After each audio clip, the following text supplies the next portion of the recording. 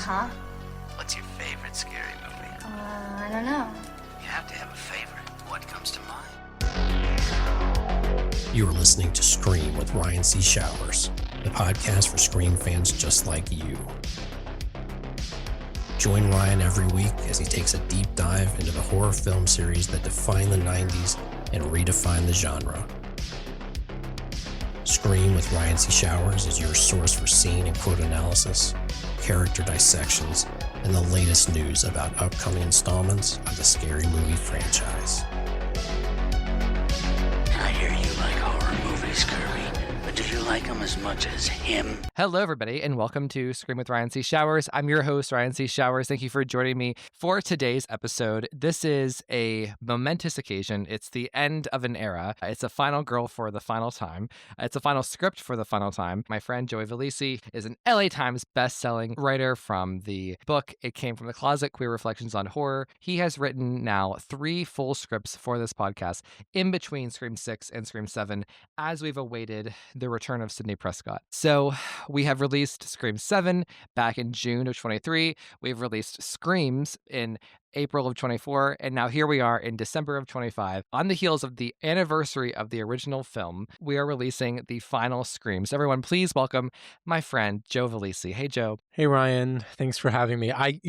It's funny because obviously I know that all these scripts happen between 6 and the new 7, but I didn't know at the same time. Like, the timeline is kind of like, whoa, like, I wrote 3 spec scripts for continuing this story in the time that, we've gotten between 6 and 7, which is kind of wild. Yeah. You doing these scripts in between 6 and 7 and this, this tumultuous time, this exciting time has been like one of the best things that we could have done with this podcast in terms of just keeping the fans excited, engaged, and passing the time. And also people will see when they listen to the episode they're about to hear. Your version of Sidney and Gale is probably different from the Sidney and Gale we're going to get in Kevin's film. Yeah. And I love that we got to exercise the way that some of us see these characters in the way, especially in the way that you write Gale. I think that she could be very different in the real movie. She was certainly different than she was in Scream 6. Yes. And I'm so grateful to you that you brought to life Sidney and Gale in these ways. We've talked recently like it's almost like this is a trilogy of stories about Sidney and Gale. So any thoughts? Yeah, I mean, you're correct about that. There's definitely this sort of 2 things were happening at once, right? I was closing out,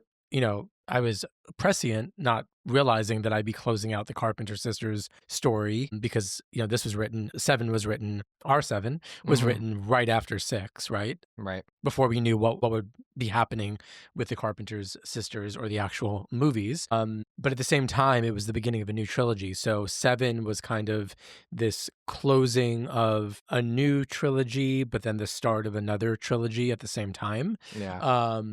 And that is something that I don't think I realized at the time because I thought it would only be that one script. And then you sort of sweet talked me into doing more. And when I did Screams, I think you knew what you were doing. When I did that sort of quote unquote standalone Screams, you insisted that Sidney Prescott must be in it. And I originally was not going to put Sidney in it. And then once I put Sidney in it, I realized I can't let this be the last time that we see Gale and Sidney together. So in that way, it's sort of guaranteed that there'd have to be a 3rd script as well. So yeah, it worked out just as it should have, I think, but not the way that I imagined. And to be clear to everybody, I had never written fan fucking fiction before. I was very queasy at the idea of doing it. Yeah. And then I think Ryan sort of guided me towards this, hey, these are spec scripts, they're possibilities. Like these are actually, resume, calling cards for you that would exist out into the, in the world. And when I thought about it that way, that allowed me to take it very seriously as an endeavor.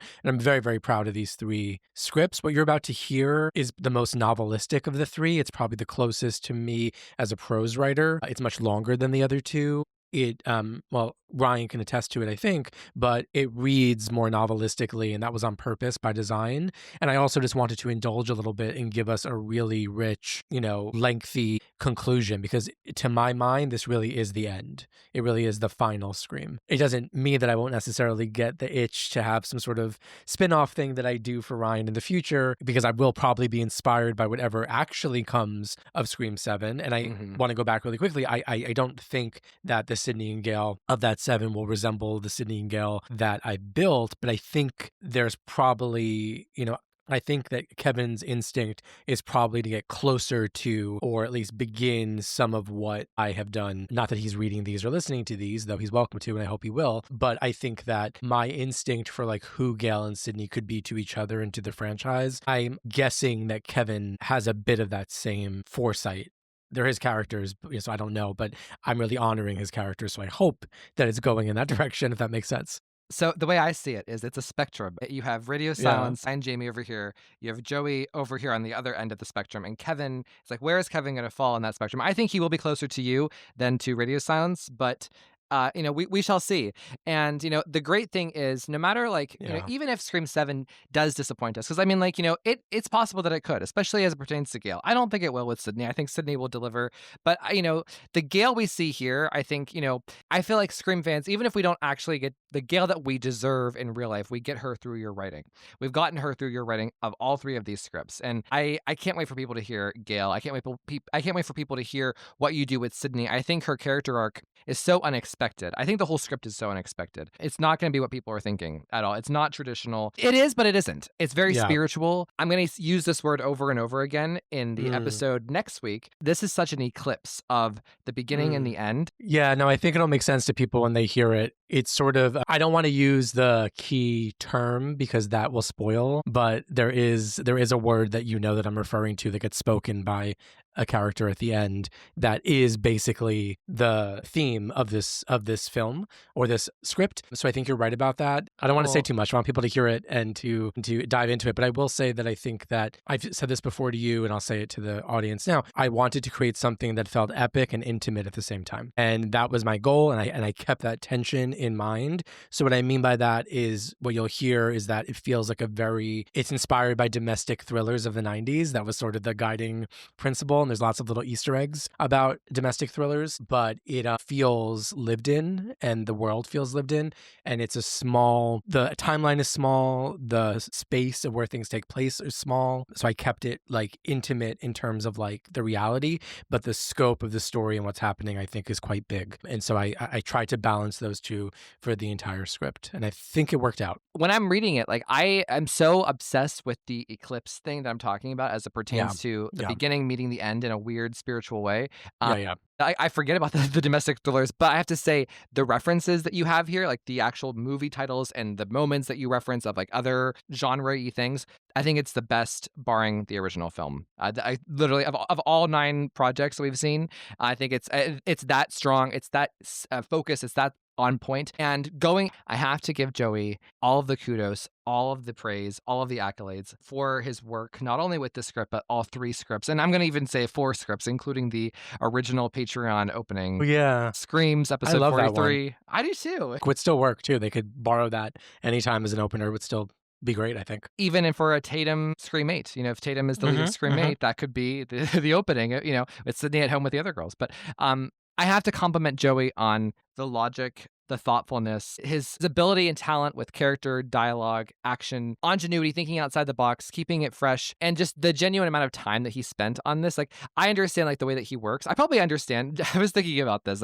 I probably understand your writing better than anybody else in the world but you, just because of how much time I've lived in it. So I understand how you think through things and how you think through the logic of it, and that's kind of how you break through into the story and the character choices. It's so good. You're so talented. I'm so grateful to you for giving us these scripts, giving this podcast this opportunity to do this. I've had the time of my life doing this. So thank you so much. Well, the feeling is more than mutual. I feel really privileged that I got to do this. Again, not something I expected to do, immensely creatively satisfying. Truly. It never felt like a waste of time. It never felt like a silly side project. It felt like a real, and I have to thank you because over these past few years, every time we release a script, I find new readers for It Came From the Closet. I get messages from people who buy the book and experience the book based on hearing me. And, It Came From the Closet is an anthology that I edited. It's 25 queer and trans writers writing personal essay about horror movies that have impacted or speak to their queer identity in some way. I curated the book. I did all the labor of love onto it. I wrote the introductory essay and my own essay, and the book lives on. And I think that a lot of that, a big piece of it has to do with your audience and new people who find the book. And so I'm grateful that I get to engage with this audience and this fandom in this really organic way by giving them this like sort of alternate reality treat that is, to my mind, real writing and real literature and a real performance piece because you perform it, and then they find their way to the text, which I care about and am so passionate about, and still has legs and makes me happy. And I know that a lot of that comes from your listeners. And I also want to say one last thing. It's always been tough. It's tough to be part of any fandom, because any fandom of diehards, and I'm talking like pre-2023, just in general, when you're part of any fandom, there are divisions, there is tension, there is sort of the good majority, and then there is the faction that wants to argue, wants to not get along, wants to shit on the thing that they purport to love so much. And whether people love what they hear or not in this context, it also feels like a really pure sort of like alternate like appendage of the fandom that I feel really proud to be able to give to everybody, whether or not they love it or listen to it or think that it's a piece of shit or think it's the best thing they ever heard. The spectrum is big, or bless their hearts, the people who respond to the posts about it coming and don't know or don't read that it is a spec script that's being read and not anybody, saying that this is the actual thing that is to come. But I feel like it feels like a reciprocal good deed to give this to our fandom. And I'm grateful that most people respond really positively to it. And I hope that they have a wonderful ride with the next 3 hours, because I really enjoyed. I took a lot of time. It took me the longest to write this and think about it and meditate on it and ruminate. A lot of that time was not spent writing, but thinking. Yeah. And when I finally did write it, it wrote probably in the same span of time technically as the other two, but the time that I spent really thinking about what should happen for this final part, it took a lot of brain space, but I'm really pleased because I think it was worth it. It fucking shows. And I don't know, because I'm at this point, I'm not. You're very biased. I know. I'm not an objective arbiter of this stuff because I have lived it, and I understand it so deeply, and I understand every choice you made so deeply. And even as you were writing, there may be things I didn't understand or didn't appreciate. In the same way, Scream 7 and Screams were different. As you were writing it, it's boom, you read, if you read 2 or 3 paragraphs, you get it, you love it. This, when you look at it, not in chunks, but just as the holistic thing, it is sweeping, it's devastating, it's so emotional. I've been emotional the past 3 weeks. I've been like Ariana Grande, and you're going to be holding my finger here as we go through the next 2 hours when we do our commentary, because I have been so emotional, in different ways, because this was hard to do on my end. It was probably the hardest by far of the scripts to do. So there's that element, but then there's also the appreciation and the exhilaration. What do you say about Ella and Grace? The terror and exhilaration when they go into the pretty room, I should say. Yeah. People will know what we're talking about then.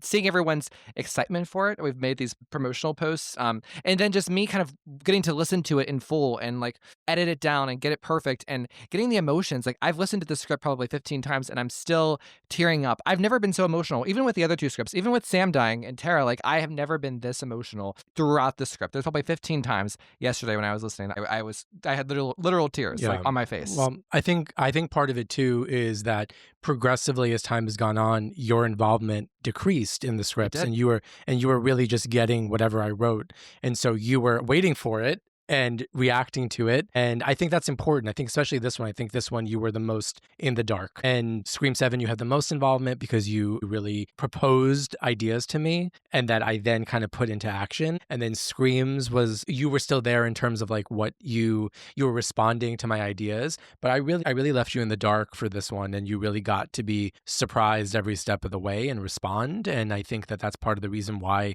the emotions were so heightened, because I really, aside from the opening, which I gave you a version of a long time ago, which then changed in some key ways, but kept the spirit of that original. But I basically fed you pieces along the way, and you were surprised, and you never knew what I was doing or who anybody was. And so you really had to acclimate yourself to it all. And I think that's part of it. I think that's why this one probably feels the most heavy on you, because it is a heavy script, but I think that it's because you really didn't know what was happening. And yeah. And last thing I'll say before we turn it over to the script itself is I think your work has gotten better with each script. Thank you. I think the definitive ranking is Final Scream, Screams, Scream 7. I don't know why. It's just Scream 7 looks a lot less shiny compared to what we just experienced. And I don't know if it's like because of like in Scream 7, you were dealing with the end of the radio silence era. You weren't really getting to make your own characters as much. You were dealing with what we had. It was bringing Sidney into the fold and balancing everything else. That looks less shiny compared to, I mean, it's brilliant, and like the killers there are brilliant, like the deaths are brilliant, it's so impactful, but like compared to this masterpiece, because this is a masterpiece, holistically, it's, my mind is blown. I mean, it's different for me. I wrote them, so I can't really say, but I would say yes. I would say, again, 7 was, I'm not the biggest fan of the radio silence movies. I've not been secretive about that. I like 5.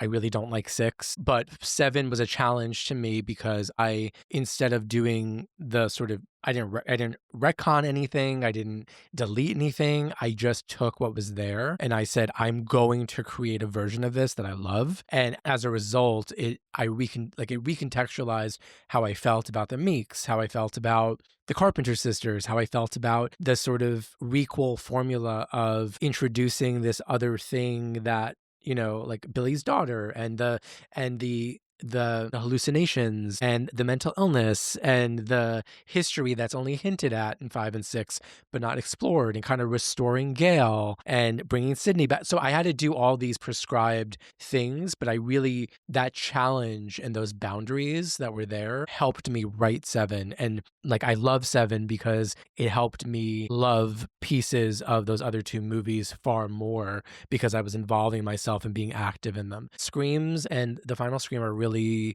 complete, like, from my mind, but Screams is a sassier, sleeker bottle movie kind of almost, right? Like it has its opening and then we're in one building for the rest of the movie. And that was also, those boundaries, those obstructions are good. They help me to live within a frame. But for the final Scream, I really had to come up with everything whole cloth in a lot of ways.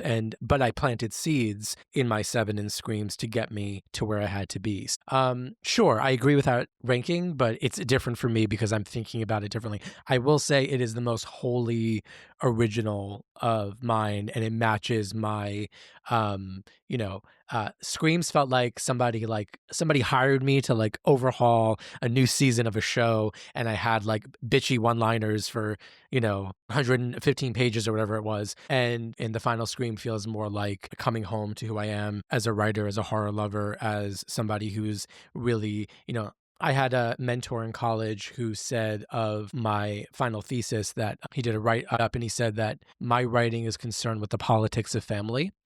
And I've always thought about that, and I always appreciated that. I didn't quite know what he meant, but when I look at this, I think the politics of family says a lot about the final Scream. I have a note for you in our next episodes. Everyone, please tune in for the next episode. It's going to be me and Joe talking about the script and analyzing it. Anyway, everybody, I hope you really, really enjoy this script. And look, if the most that you're coming for is a lot of Gail and Sidney, you're going to be happy, I think. Absolutely. Everything else will be a cherry on top. But please let us know what you think. Send Joey and me a message. We would love to hear. Comment on the posts. Like, we want to know. So, Joey, where can they find you online? These days, you can only find me on Instagram at my It Came From The Closet account. That's It Came From The Closet _ between all the words. I've given up on X, or X gave up on me. So you can find me there, and you can also relay any messages via Ryan and his Patreon and directly to him because we chat every day. So, as you listen to the next 3 hours of The Final Scream, please keep the following actors in mind for the specific characters who are in the script. The following actors are the people Joey and I have envisioned for these characters in the script. So, of course, we have Nev Campbell as Sidney Prescott, Courtney Cox as Gale Weathers, and Patrick Dempsey as Mark Kincaid. In our Scream 7 script, Joey wrote back in 2023, Sidney had 2 young daughters, Ella and Grace, and they're both still very young in this script. Ella is the youngest and Grace is like older elementary school, so just for that perspective. Okay, so here we go. Here is the new cast, okay? So we have Liv Tyler as Sharon Kruger, who is Sidney's best friend and Grace's teacher. We have Josh Hartnett, who plays Ross Kruger, Sharon's husband and Mark's friend. We have Sophie Thatcher, who plays Sadie Kruger, their daughter and babysitter of Ella and Grace. From there on out, we have Hudson Williams, who plays Max. He is Sadie's boyfriend. We have Sam Nivola, who plays Arthur, a friend of Sadie. Then we have Jamie Lee Curtis as Janet Mancini and Alfred Woodard, who plays Alice Greenwood. They are a couple and Sydney's neighbors. We have Ariana Grande playing Kayla Bartell, who is Sydney's previous nanny.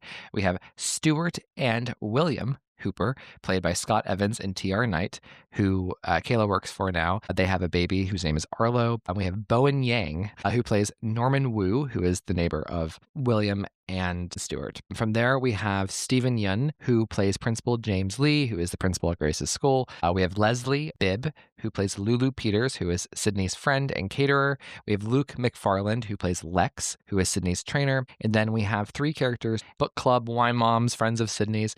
They are Olivia Munn as Mimi, Natasha Rothwell as Callie, and Brooke Smith as Debbie Ann.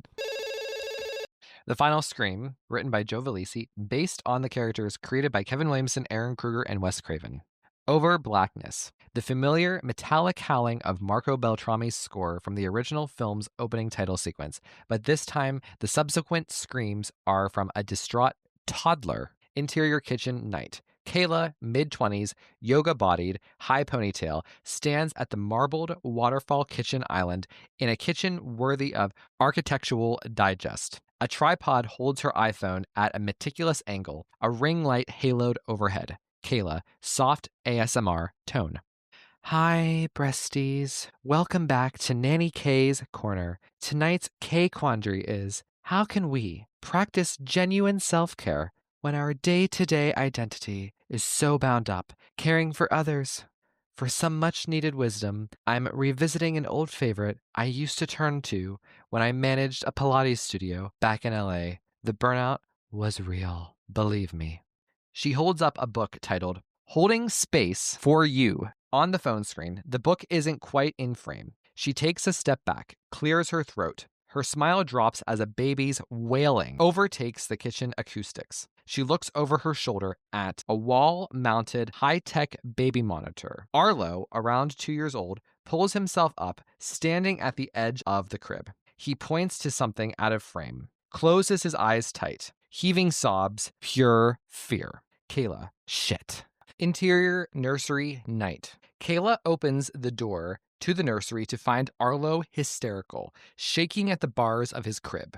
Kayla, Arlo, what is it, Bubba? Interior living room night. In the middle of a palatial, ultra-modern living room, Kayla glides back and forth on an oversized yoga ball, soothing Arlo back to sleep. On the opposite wall, a state-of-the-art projector system plays Rosemary's Baby on mute. A wavy reverse image of Mia Farrow, knife in hand, approaching the infamous black bassinet, casts itself over Kayla. Arlo grows still. Kayla carefully glides off the ball and stands up. She starts back toward the staircase when the house phone starts ringing. Arlo's eyes swing open. Kayla gently rocks him as she nimbly hurries over to the coffee table and grabs the phone. Unknown caller. Kayla declines before the next ring. Interior nursery night. Kayla lays a snoozing Arlo back down into his crib. She spots his pacifier hanging between the crib bars and guides it back into his mouth.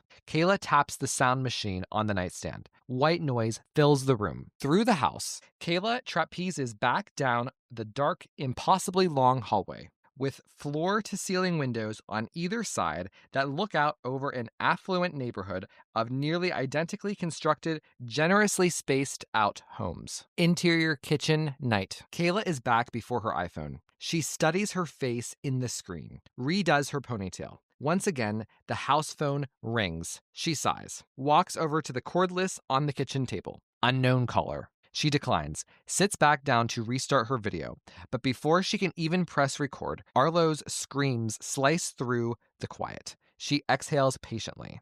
Interior nursery night. Kayla enters the nursery once again, but sees that Arlo has already fallen back asleep, his arm wrapped tightly around a stuffed baby ghost. Kayla cocks her head, confused. She looks back at the nursing glider where Arlo's other stuffed animals are arranged and notes the gap where the ghost was. She shrugs, lets it go. Close on the nursing glider, ever so slowly rocking back and forth. Kayla doesn't seem to notice. Interior kitchen later. Kayla is finishing up her recording. Kayla, remember to subscribe on Instagram, X, YouTube, Blue Sky, Threads, and for all of my retro breasties, Tumblr, hashtag nanny ninjas. Kayla flashes a peace sign and holds her smile for an unnaturally long time before ending the recording. She grabs her phone off the tripod and begins to watch her video back. She looks up, startled, when she hears the thump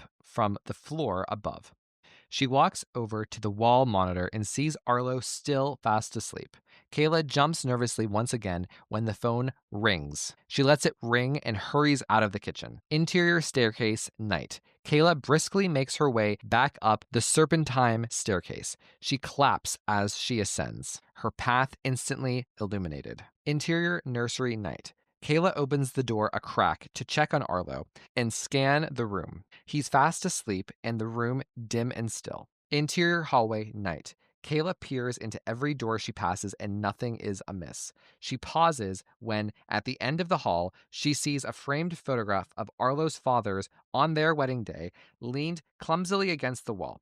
Kayla runs her finger along the lengthy scratch on the wall from where the picture frame fell off its hook. She lifts the frame and hangs the picture back up. Interior living room, night. Kayla stands before the very expensive, very confusing media wall panel. She runs an unsure finger across the screen and presses a button, wincing in anticipation. The projector begins to roll itself back up into the ceiling.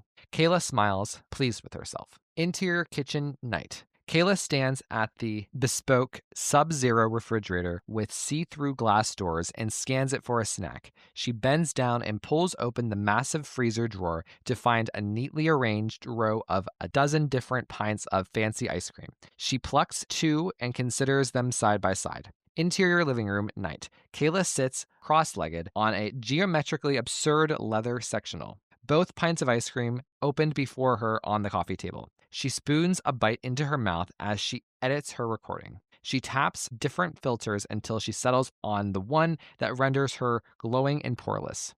The house phone rings again. Kayla sighs, reaches for the cordless on the end table. Unknown caller. This time, she answers. Kayla. Hooper residence. A male voice on the other end. Caller. Hi, I was worried you'd never pick up. Kayla. Who's speaking? Caller. I'm so sorry for calling so late. I'm Norman, Stuart and Will's neighbor, just down the hill, second to the last house on the left. You're Casey, right? The new nanny? Kayla. My name is Kayla. Norman. Of course. You're the influencer, right? Kayla. Something like that. Kayla gathers the ice cream from the coffee table and walks back to the kitchen. Interior kitchen, night. Norman. I bet the guys are into that. They're very online. Anyway, how are you liking the neighborhood so far? Kayla places the pints back in the freezer. Kayla, not into the conversation. Is there something I can help you with, Norman? William and Stuart should be home soon. I can tell them you called. And called. And called. Norman. That's right. They're away for their anniversary? Kayla. Will's birthday. Norman. Of course. Listen, Kayla, I'm completely mortified to even tell you this, but a few weeks back, the boys had one of their parties. Kayla's eyes immediately scanned the living room wall of the framed iconic gay art. Norman. And I borrowed something without asking. I just realized tonight that I still have it and, well, I would really like to return it before they see it's gone. Kayla sits down on one of the island counter stools. She smirks. Her imagination is running wild. Kayla, borrowed what, Norman? Norman, hey, do you think it'd be all right if I just popped over real quick? I could slip in, put it back where it belongs, and slip back out. No one has to even know I was there. Kayla, come on, Norman. You know I can't let anyone into the house without their permission. Norman, no, of course you can't. All alone in that big house. Only a stupid bitch in a horror movie would do that. Kayla pulls the phone from her face, grossed out by Norman's change in tone and rhetoric. Kayla, okay, gotta go, Norman. Kayla hangs up, puts the phone down on the island. It immediately rings again. Kayla, annoyed, answers. Norman, Jesus, Kayla, I'm so sorry. I was being way too familiar with you. I have a bad habit of that, especially with women. My therapist says it's unexpressed misogyny. I don't know, but I think it has to do with mother. The way she used to. Kayla makes a face. What's with this guy? Kayla, it's fine, Norman. You're forgiven, but I really do have to go. Bye now. Norman, wait. Okay, what if I just leave it outside? Then you can put it back for me. Kayla, how can I agree to that when I don't know what you're returning, Norman? I've only been here a couple of weeks, remember? How would I even know where it goes? Norman is silent. Kayla, wanting to be done. Fine, just leave it at the gate, but they're almost home, so... Norman, great! I'll be there in 5. I'll call you when it's out there, okay? You're a lifesaver. Oh, and Kayla, please forget you ever saw it.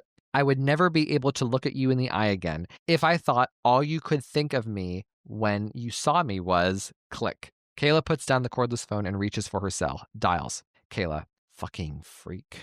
Interior car night. Stuart and Will, a gorgeous May-December couple, are driving in their Range Rover when a call from Kayla comes in. Stuart taps the answer button on the steering wheel. Will, hey Kay, everything all right? Intercut. Kayla at the house, Will and Stuart in the car. Kayla, yeah, everything's great. It's just your neighbor, Norman. Will and Stuart exchange a knowing glance. Will, oh God, what about him? Kayla, he's been calling the house a lot. Stuart, probably shit-faced again. Will, his partner left him last year for the florist at Whole Foods. Since then, his drinking's been out of control. Stuart, not to mention the paranoia. Kayla, paranoia? Stuart, yeah, someone's always mad at him or has it out for him. Neighbors, coworkers, big pharma. What's the latest? Oh, the fucking phone company. Kayla nods. It's all making sense. Stuart, anyway, what do you want? Kayla, debating. Nothing really. I think he just wanted to talk. Lonely, I guess. Will, well, don't be afraid to tell him to fuck right off. He won't even remember it in the morning. Kayla, okay. Stuart, we'll be home in an hour. Need us to grab anything? Kayla, nope, all good here. Interior foyer, night a few minutes later. Kayla stands in the all-glass foyer, completely exposed. She looks out intently into the night.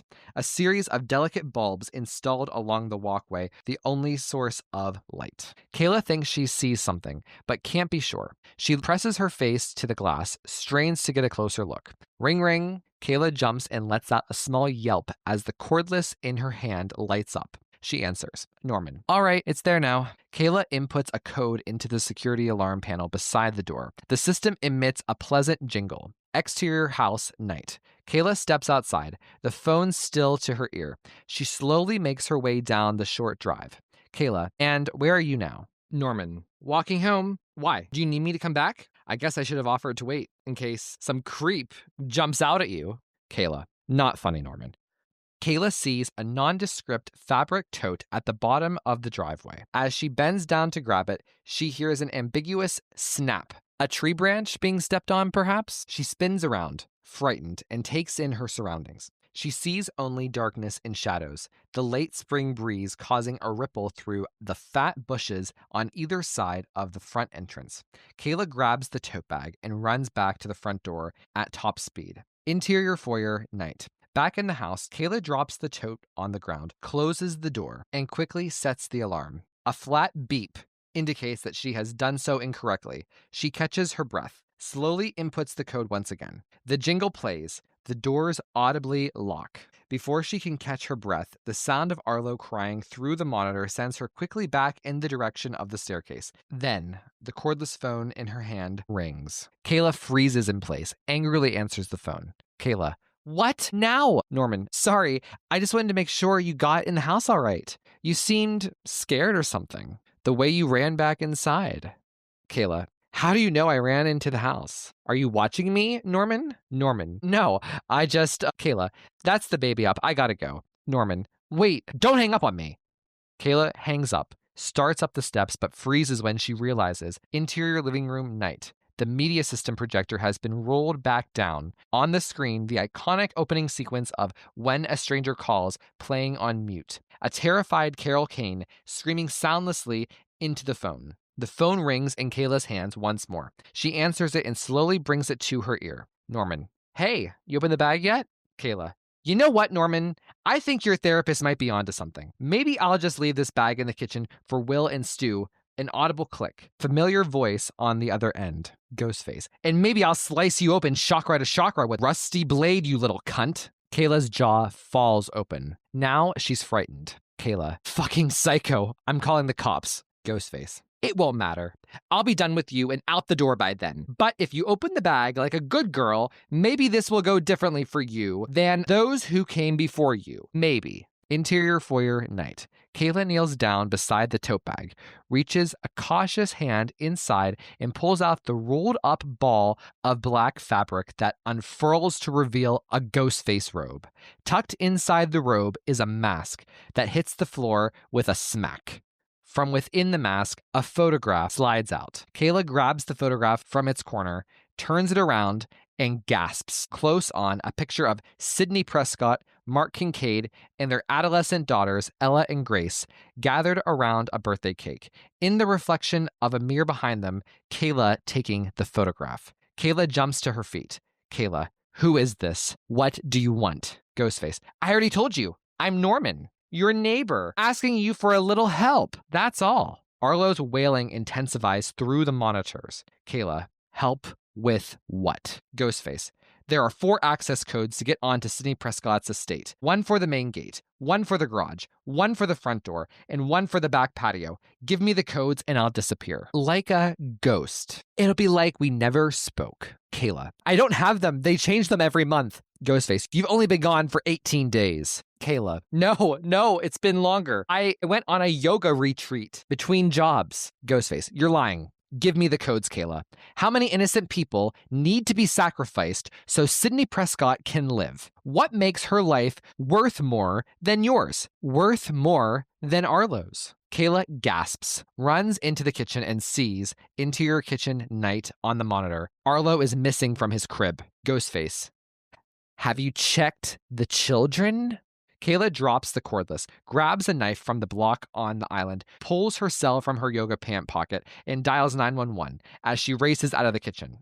Interior staircase night. Kayla rushes up the steps 2 at a time, but in her panic, she misses a step and trips forward, the knife slicing into her hand. She yells out in pain and drops her cell, which slides between the open banister, splats and falls onto the ground below. She considers going back for it, but decides against it after hearing the continued sounds of Arlo's cries. Interior nursery night.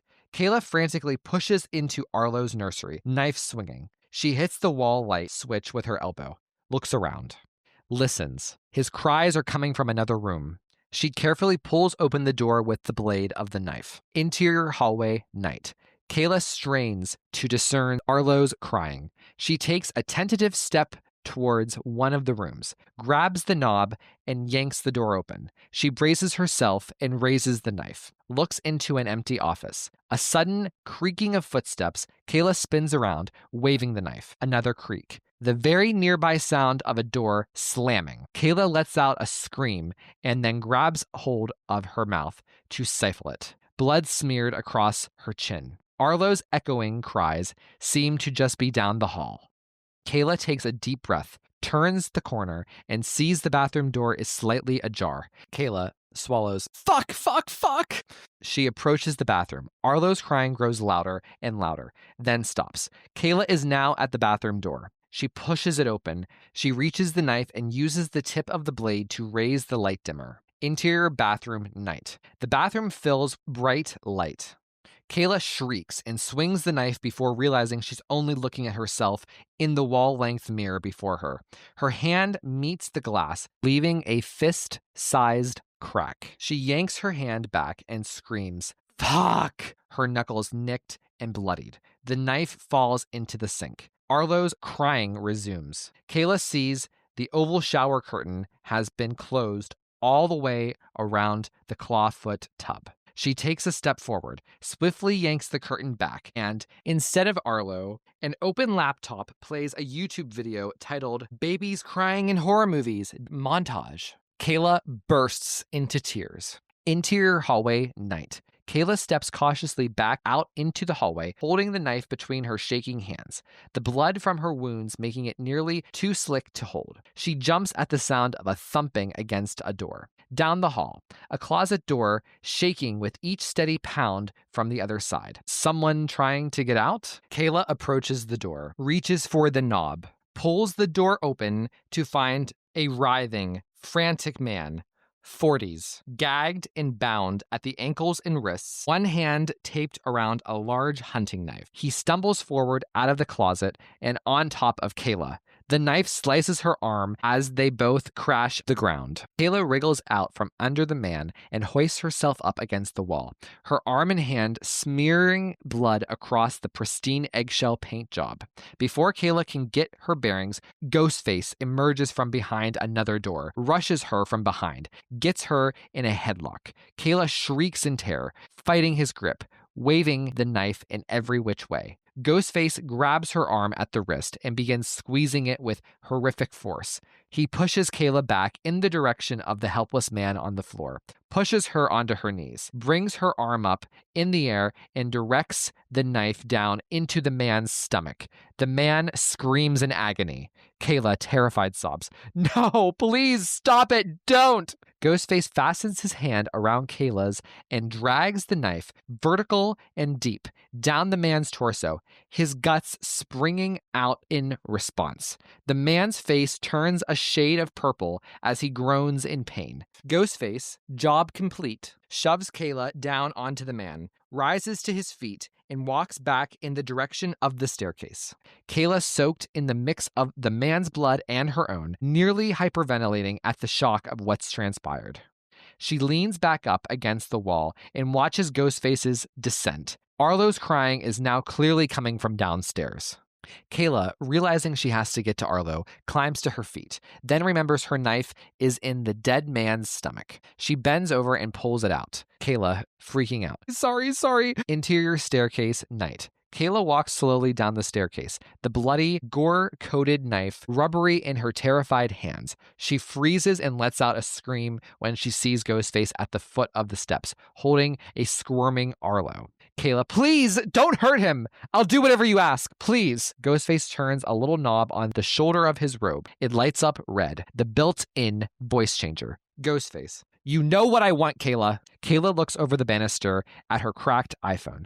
Kayla, "I need my phone. It's all in there." Ghostface stands perfectly still, a sinister, stoic statue as Kayla walks past him. Arlo reaches for Kayla, tries to pull himself away from Ghostface's grip.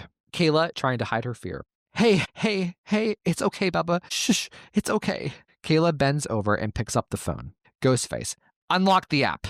Kayla puts the phone to her face for facial recognition. On the screen, a security app called Homestead flashes a prompt. Kayla attempts to input an access code, but her bloody fingers are making it impossible. She wipes her hand against her pants and tries again. This time it works. Ghostface, "Bring it to me." Kayla wills herself toward Ghostface, her slight frame shuddering before his majestic and terrible presence. Kayla, "Give me the baby first." Ghostface cocks his head. Ghostface, "This is no dream, Nancy. You don't call any shots here." Ghostface presses the top of his knife to Arlo's chest. Kayla, Okay. At least put him down. Please, I'm begging you." Ghostface, "The phone, Kayla, now." Kayla extends her phone to Ghostface, but before he can grab it, Kayla presses the home button to activate Siri. Kayla, "Siri, call Sidney Prescott." Before she can complete her sentence, Ghostface drops screaming Arlo to the ground and rushes Kayla, buries his knife deep into her chest. Kayla is silent, a mix of shock and air leaving her lungs. She falls to her knees, blood bubbling out from between her lips. Close on, Ghostface's hand as he retrieves Kayla's phone. He brings it to his ear. On the other end, a voice message. Sidney, through the phone. "Hi, you know who you called. Leave a message and I'll get back to you when I can." Ghostface hangs up, then scoops a resisting Arlo back up into his arms, starts for the front door. Kayla falls onto all fours, desperately tries to crawl toward them, but she's fading fast. Exterior front door, night. Through the opened front door, we see Kayla pleading, reaching out an arm, choking out not a scream but a pitiful whimper. Ghostface pulls the door closed behind him.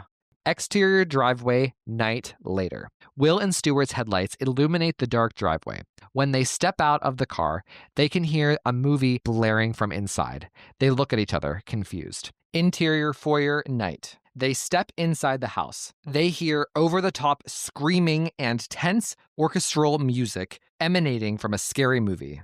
Will, Jesus! Will grabs Stuart's arm and gestures toward the bloody staircase before them. Will hurries into the living room. Will, Kayla! Kayla! Stuart walks toward the kitchen, but before he can enter, Will's screams send him rushing back. Interior living room, night. Stuart, what? What is it?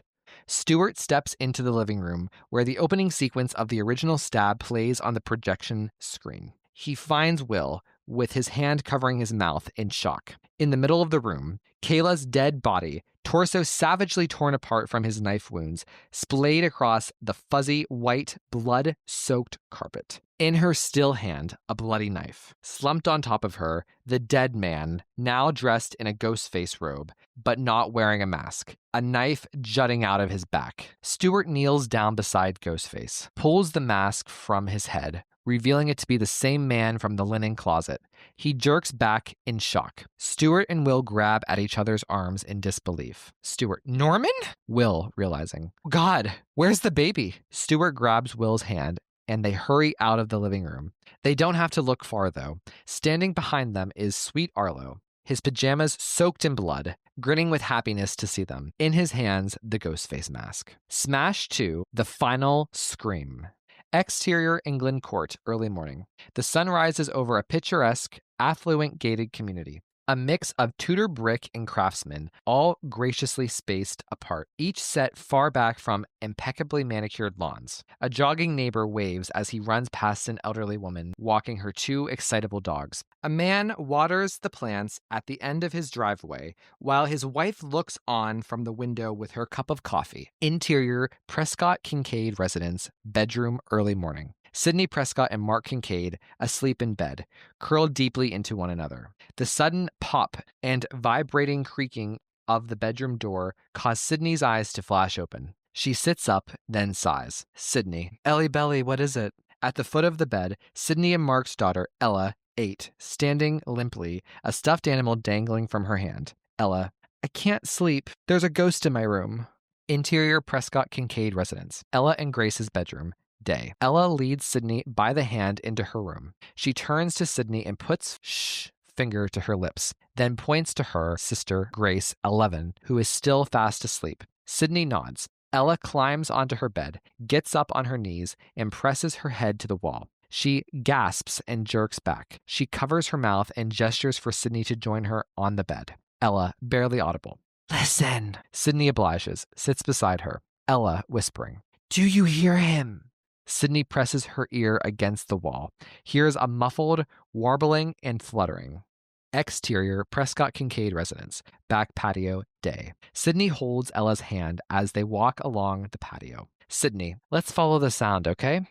Ella purses her lips, afraid but showing courage. As they walk, the trills grow louder, closer. Ella stops in her tracks, drops Sidney's hand, and covers her ears. Sidney, it's okay, baby. Come, I promise. Ella takes Sidney's hand. A moment later, Sidney, her robe flowing in the morning breeze, climbs a ladder while Ella watches from below. Sidney stops at the vent below Ella and Grace's bedroom window and peers inside.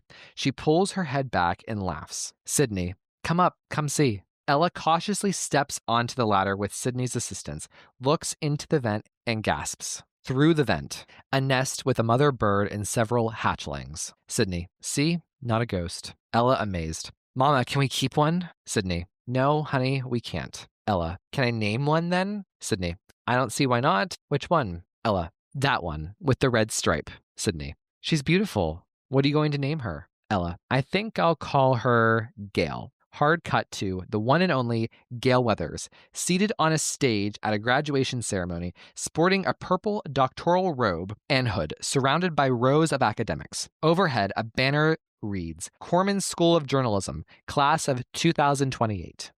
Gale looks into the crowd of robed graduates and their guests, filming the ceremony and excitedly snapping pictures of her. Despite the enthusiasm, her eyes can't help but hone in on a group of crunchy protesters holding up signs that read, "Gabriel and Denver didn't live to get their letters. No honorary doctorate for Gale Weathers." Gale's focus snaps back when she hears her name spoken by the college president at the podium. College president. Without further ado, it is my pleasure and privilege to confer this honorary doctor of journalism to the intrepid and trailblazing Gale Weathers. Gale stands to a cacophony of applause and some stray booing. The president places a ribboned medal around Gale's neck, then shakes her hand. They turn to a photographer on stage and pose for a picture.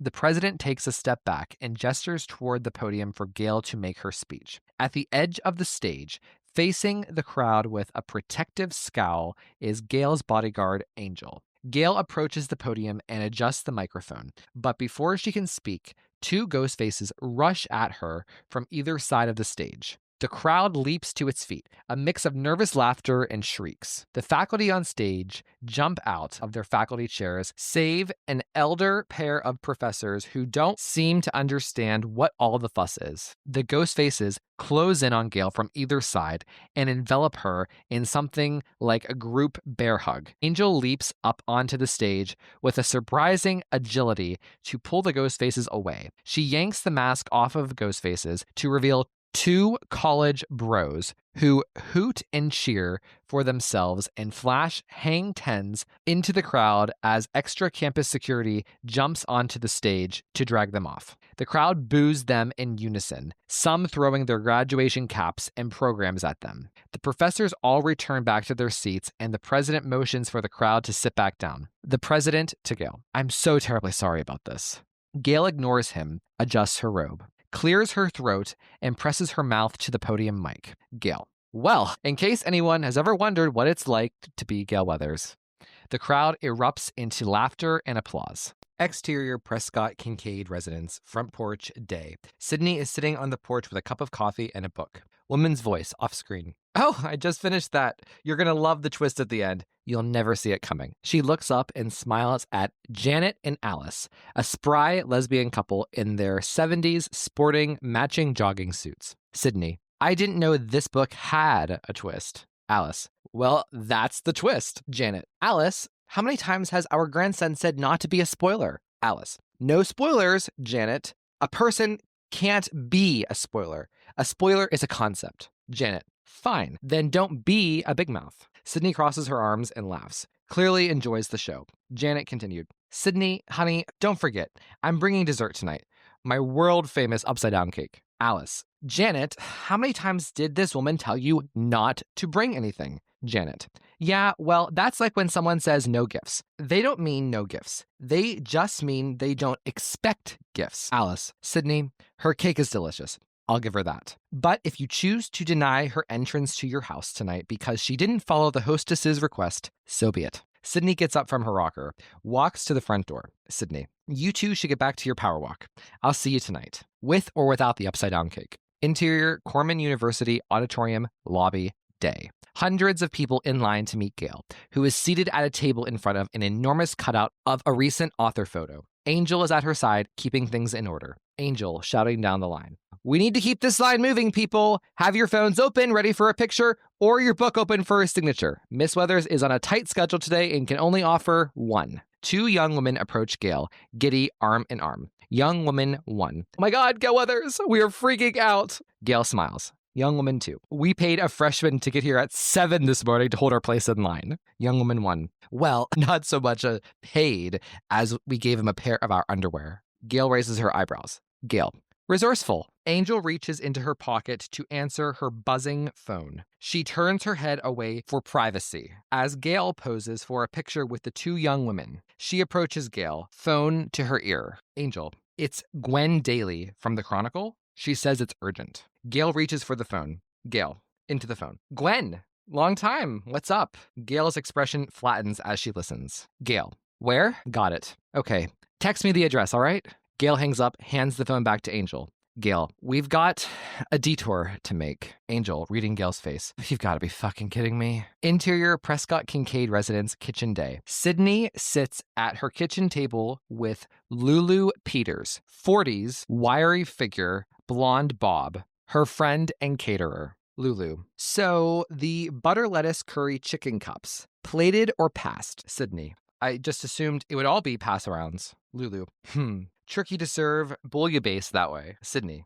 Bouillabaisse? Lulu, come on. Lulu, disappointed. What? You said I had free reign. Sidney. Yes, but I didn't think you'd take that to mean Provençal fish stew. These are our friends. We don't need to be too stuffy. Lulu. Ina Garten never dumbs down her cuisine for anyone, not even when she makes lunch for her landscapers. Sidney. Right. Lunch for her landscapers in front of her camera crew. Lulu. Gasps. Is that Ina Garten shade? Sid, just go into the kitchen, grab the heaviest pot you have, and put me out of my misery. Sidney laughs, exacerbated. Lulu. How about we go high-low? I'll serve the stew with a large tureen with oversized soup mugs, and I can make a stack of nicely chunked grilled cheeses. Besides, I already bought all of that beautiful fish. It'd be a sin to waste it. Sidney. Fine. High-low it is. Lulu claps. Gets up from the table. Perf! Yay, yay, yay! Okay, I'm off to the store. I'll be back at 4:30. Mark walks into the kitchen as Lulu exits. Mark. Chef? Lulu. Detective? Lulu winks at Sidney and waves goodbye. Mark walks over to the fridge, takes out a loaf of bread and some cold cuts to fix himself a sandwich. Mark. So what time's Gale's coming out, Cotillion? Sidney. 6. Mark. And she's fine with all those people being here? Sidney. Why wouldn't she be? Mark. I mean, I'm assuming she doesn't have many friends in the PTA. You think if you showed her cars in a lineup, she'd be able to pick out the minivan? Sidney. Of course. A minivan is just a news van with cuter passengers. Sidney's phone vibrates in front of her. Sidney. Speak of the devil, answers. Gale. Hi. Interior car backseat day. Gale sits in the back seat while Angel drives. Gale. Sid, listen. Slight change of plan. Intercut Sidney in the kitchen, Gale in the car. Sidney. Everything okay? You're still coming, aren't you? Gale. Yeah, I'll be there, but... Sidney. Good, because the girls have been practicing this dance routine they're dying to show you after. Gale. Sid. There was a murder last night. A couple of hours north of you. Sidney. Dismissive. Gale. Come on. I thought your days racing to the scene of every copycat were behind you. Gale. Right. It's probably nothing, but you know what I always say. Better safe than Sidney. Sidney. Bitch. Gale. Love you too. Sidney hangs up. Mark. Gale Weathers back on the case, huh? Sidney. She can't help herself, I guess. Mark. I'll put in a call to my guys, see if they've heard anything. Sidney. Sure, if you want. Mark. Gale hasn't really reported since her show was canceled. Yeah? Sidney. No. And do not use the word canceled around her. Mark. Right. I wouldn't want to trigger her. Sidney. And triggered. Don't use that word either. Mark sits down at the table across from Sidney, settles in to eat his sandwich. Mark. How about you write me a little cheat sheet of what I can and can't say to Her Majesty? Sidney grabs his sandwich out of his hands. Sidney. Nah, it's way more fun to watch you step on the Gale mine. Mark. Sidney takes a bite, then passes it back to Mark. Mark. You too. Such an unlikely little duo, like something out of a movie. Sidney gets up from the table. Sidney. Says the detective I married after I thought he was trying to kill me. Can't get any more Screenplay 101 than that. Sidney bends forward and kisses Mark, then licks a bit of the mayonnaise off of his lip. Mark. Thank God for cliches. They kiss again. Sidney starts for the door, but Mark grabs her by the arm and pulls her back toward him. Sidney. I beg your pardon? Mark. As long as you don't make me beg. Mark unzips Sidney's hoodie, revealing a sports bra. Sidney. Hey now. I have Lex in 20 minutes. Mark kisses her neck, then her chest. Mark. So, give me 10. Go 5 over the speed limit.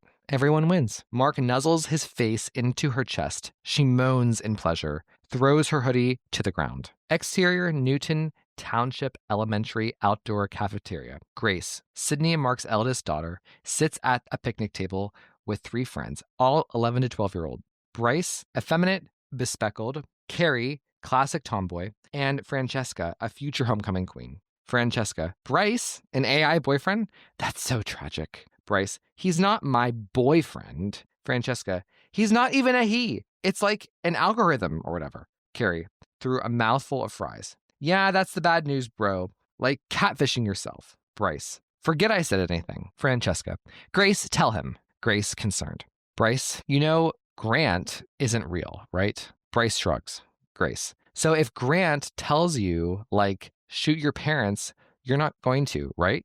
Carrie cackles. Francesca gasps. Bryce, no, but I totally do that on my own, Mendez style. Carrie, dude, you're dark. Boy, off screen. Did someone say dork? Because I definitely see one. Plus a dyke and the daughter of a psycho. Grace snaps around and rolls her eyes at Jeff, way too big to be a fifth grader. Carrie, eat shit, Jeff. Jeff, when you're done hogging the plate, Carrie. Francesca, why do you hang out with these losers? Why don't you come to my table sometime? Francesca, because my mom says I can't talk to fifth graders who are old enough to drive. Grace laughs, high fives Francesca. Grace, good one. Jeff, I don't remember asking Dahmer's daughter for her goddamn opinion. Grace gets up from the table, gets right in Jeff's face. The picnic area gets quiet.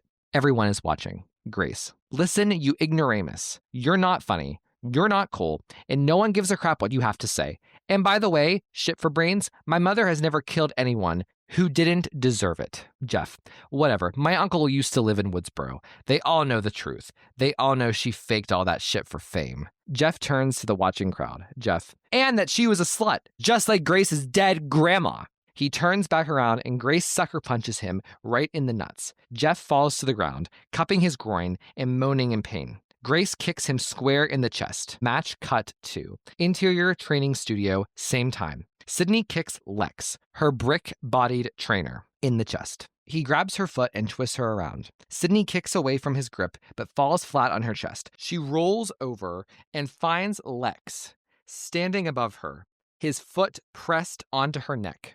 Lex, you let yourself fall forward and I gained on you in 2 seconds. He steps away and offers Sidney an arm, helps her up. Sidney, breathless. My core isn't what it used to be. 2 C-sections, a couple of stabs to the gut. Lex, hey, you lose some in one spot, you gain somewhere else, all right? Sidney nods. Lex, take 5. Get some water. I'm going to use the loop. Sidney walks over to the bench and reaches into her duffel bag. She retrieves her water bottle and her cell.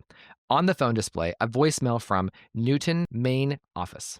Sidney's face drops as she listens to the message. Lex walks back into the studio. Lex, everything okay?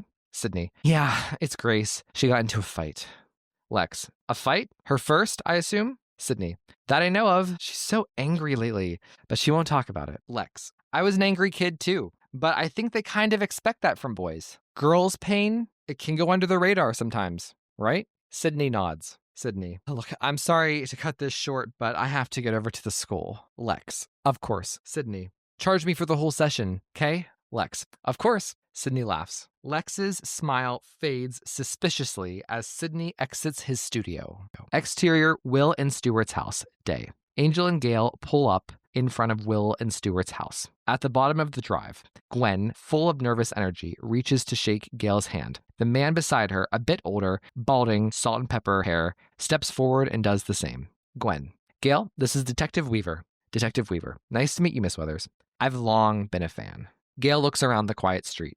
Gale, are you with local? Weaver shakes his head no. Gale, got it. Shall we? Interior, Will and Stewart's house. Foyer, Day. Gale, Gwen, and Weaver enter the house. Officer Weaver, wait a sec.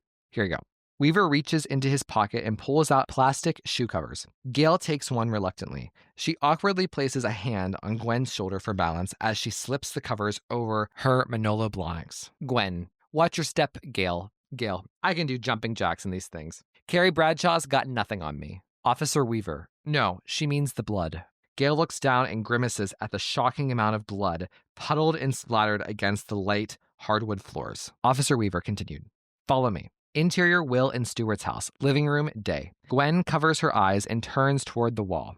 Gwen, once was enough for me. Gale's mouth drops open at the sight of Kayla and Norman's dead bodies, even more horrible in the light of day. Gwen, the young woman is Kayla Bartell, the nanny to Arlo, Will and Stuart Hooper's son. Gale.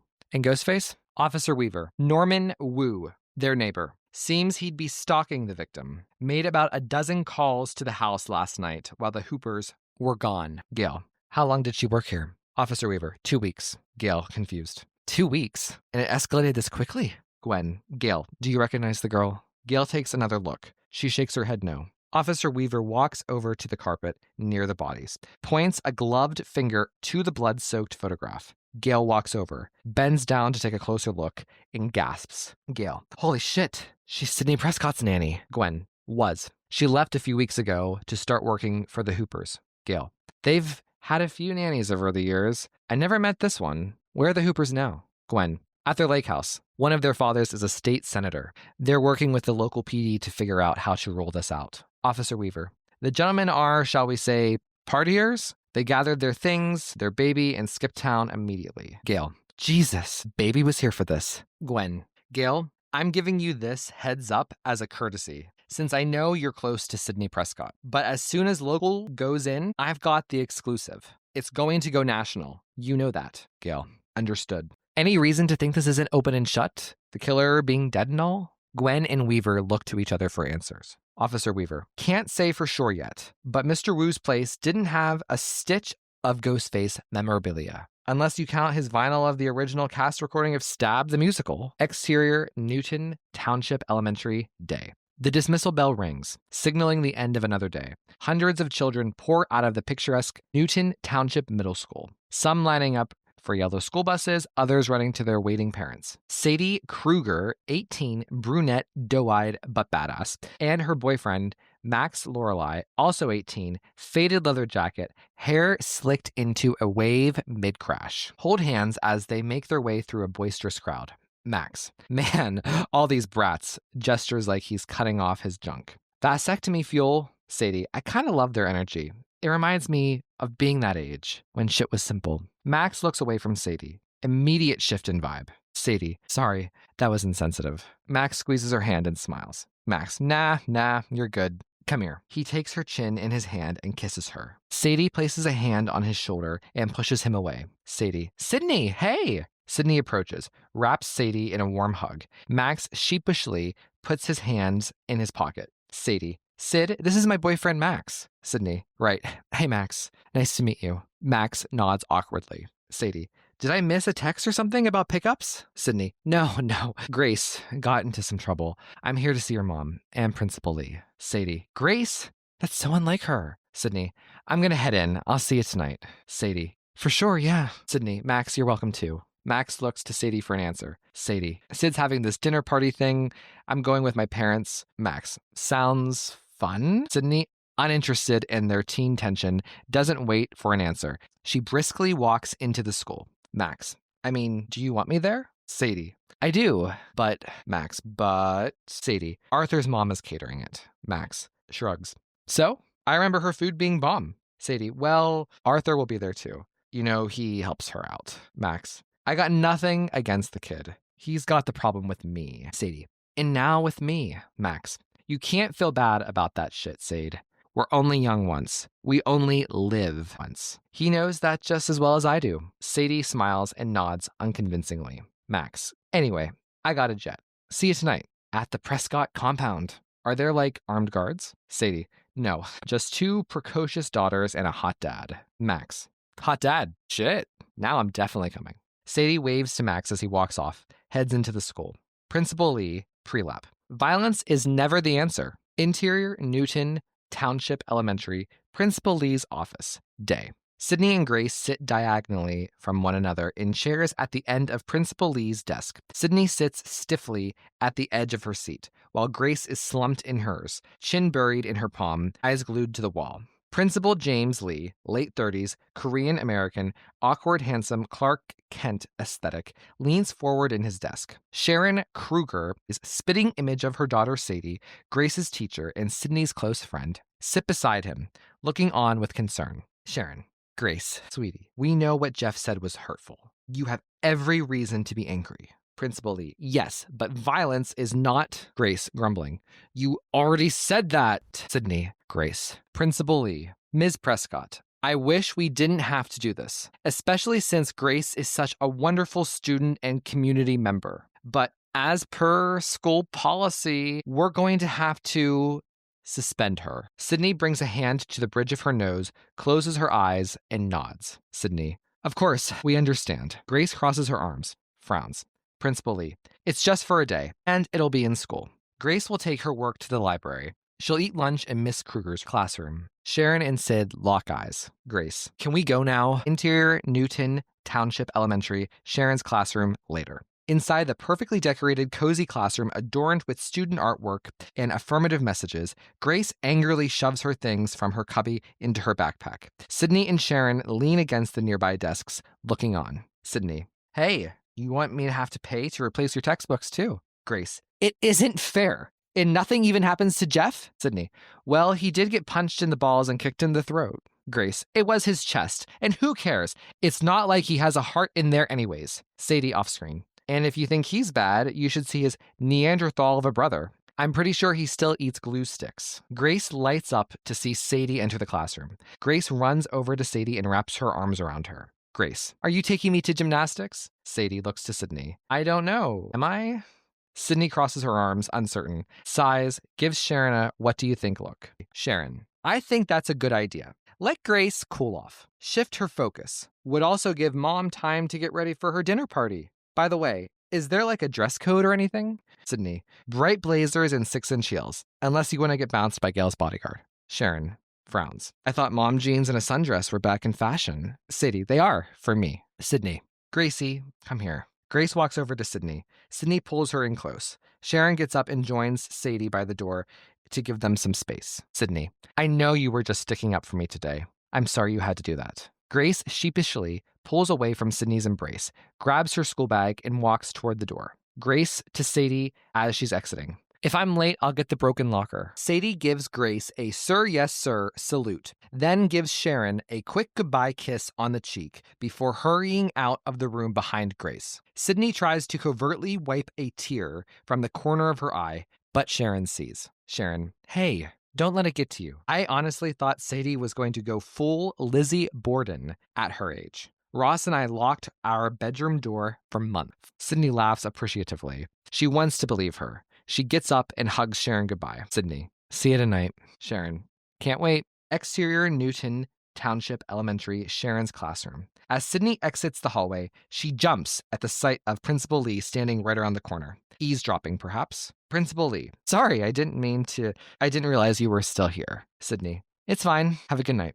Principal Lee nods as Sidney continues down the hall. He looks into Sharon's classroom and watches silently as she erases her board. Interior Prescott-Kincaid residence, living room, night. The dinner party is in full swing.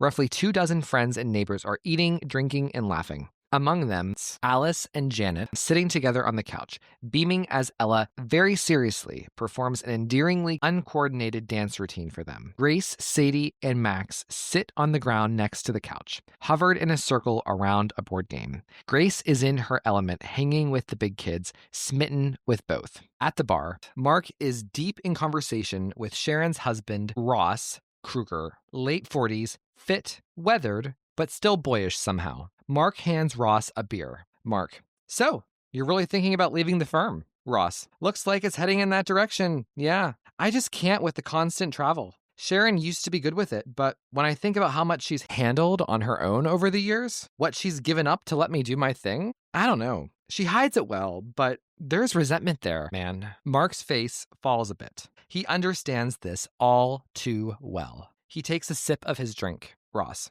and Sadie, forget it. I feel like I get back to town and she's got an entirely new personality before I stopped being pissed off with the last one. Mark, laughing. Wow. Thought we were almost out of the woods with that.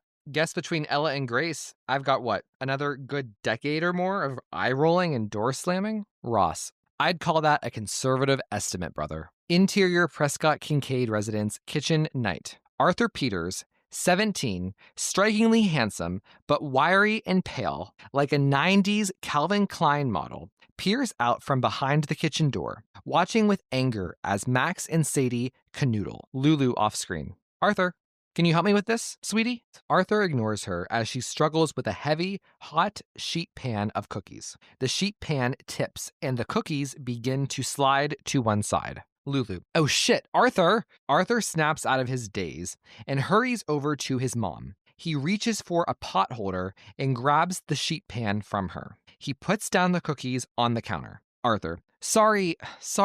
Lulu, I told you didn't have to come. I could have asked one of the girls. Arthur, I know, I'm sorry. I just didn't want to seem like a pussy. Lulu, Arthur, language. Sidney enters the kitchen and Arthur stiffens up.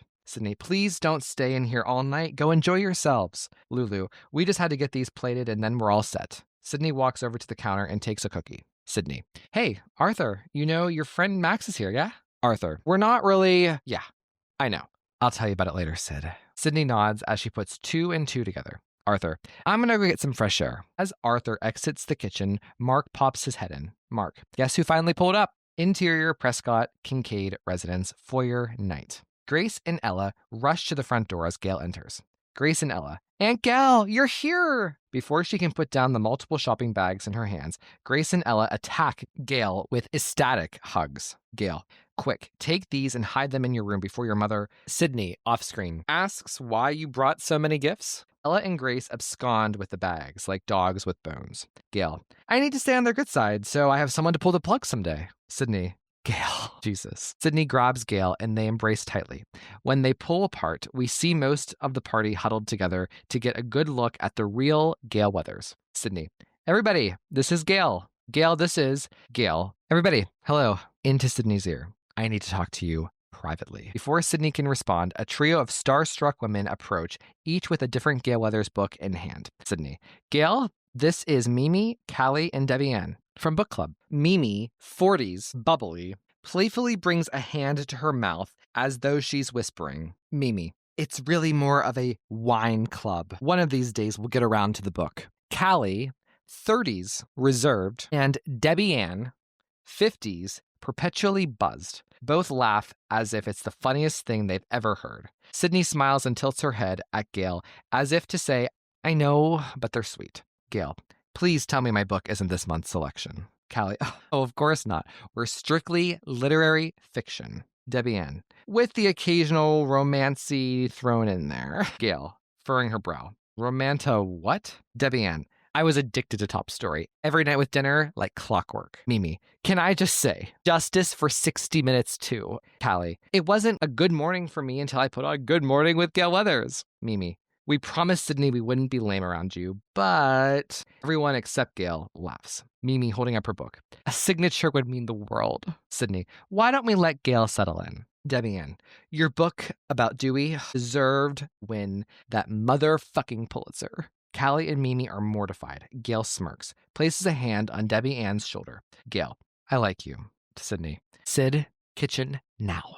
These women watch as Sydney and Gale walk away arm in arm. Debbie Ann, well, you two had zero chill. Interior Prescott-Kincaid residence. Kitchen night. Mark and Sydney sit at the kitchen table side by side, a shared look of shock on their faces from the news Gale has just dropped on them. Mark, my God. Sydney, I can't believe it. Gale, Mark, Sid, was there a reason she left? Was it abrupt? I see you don't have a new nanny yet. Mark, she violated her NDA. Gale raises her eyebrows to say, tell me more. Sydney, she had a nanny influencer account we didn't know about. Mark, she recorded something from our porch and it had the reflection of our house number. Within hours, we had ghost face calls, masks sent to the house. Gale, why didn't you tell me? Mark, I had my guys look into it.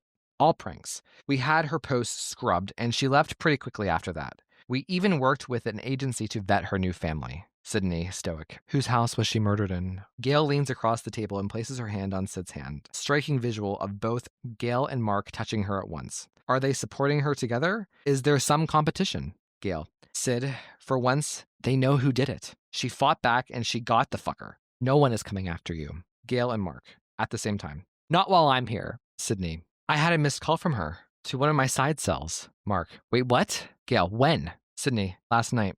I saw it this morning. There was no message. I figured it was an accidental dial. They abruptly stop speaking and look up as Sharon and Ross enter the kitchen. Sharon, sorry to interrupt. Ross, y'all are out of ice. Need me to run out and grab some? Mark gets up from the table. No, there's more in the garage. Ross, to Gale. Wow, Gale Weathers. So cool to meet you in the flesh. Gale gives a perfunctory smile. Sharon, Gale, hi, I'm Sharon. I'm Gale, Grace's teacher, Sid's bestie. I've heard all about you. Sharon smiles, genuinely flattered. Exterior Prescott-Kincaid residence, front porch night. Arthur sits on the porch in one of the rocking chairs, looking out onto the dark, quiet street. Behind him, we see a blurry, shadowy figure approach. Sadie. Hey. Arthur jumps up from the rock in surprise. Arthur, you scared the shit out of me. Sadie, sorry. Sadie reaches into her jeans and takes out her vape. Sadie, you want? Arthur reaches for it, then pulls his arm back. Arthur, has he put his mouth on it? Sadie, Arthur, come on. Don't be like that. Arthur turns away from her. Arthur, I'm good. Sadie, dude, why are you still so mad at me? We weren't any good together as a couple. We were better as friends. You said it yourself. Arthur, I know I did. Sadie, so where's my friend? Arthur, I'm sorry. I just can't be around you if you're with him. I fucking called it. He did this with everything our whole lives. I should have never let you guys hang out. Sadie, so what? I have to dump Max for you to be my friend again? Do you know how gross that sounds? Arthur doesn't respond or look at her, very in his feelings. Sadie steps closer and puts a hand on his back. Sadie, this has been killing me, Arthur. I feel like I'm this horrible horror who came between two best friends. Arthur, we were never best friends. They just stuck us together because we both had dead dads. Sadie, I don't believe that. I know how much you two love each other. Arthur starts for the door. Arthur, look, if this is about your neurotic need to be forgiven and make sure no one ever is mad at you, then fine. You've been absolved. But when it comes to me and Max, just stay in your lane, all right? Sadie, I don't mean to, overstep.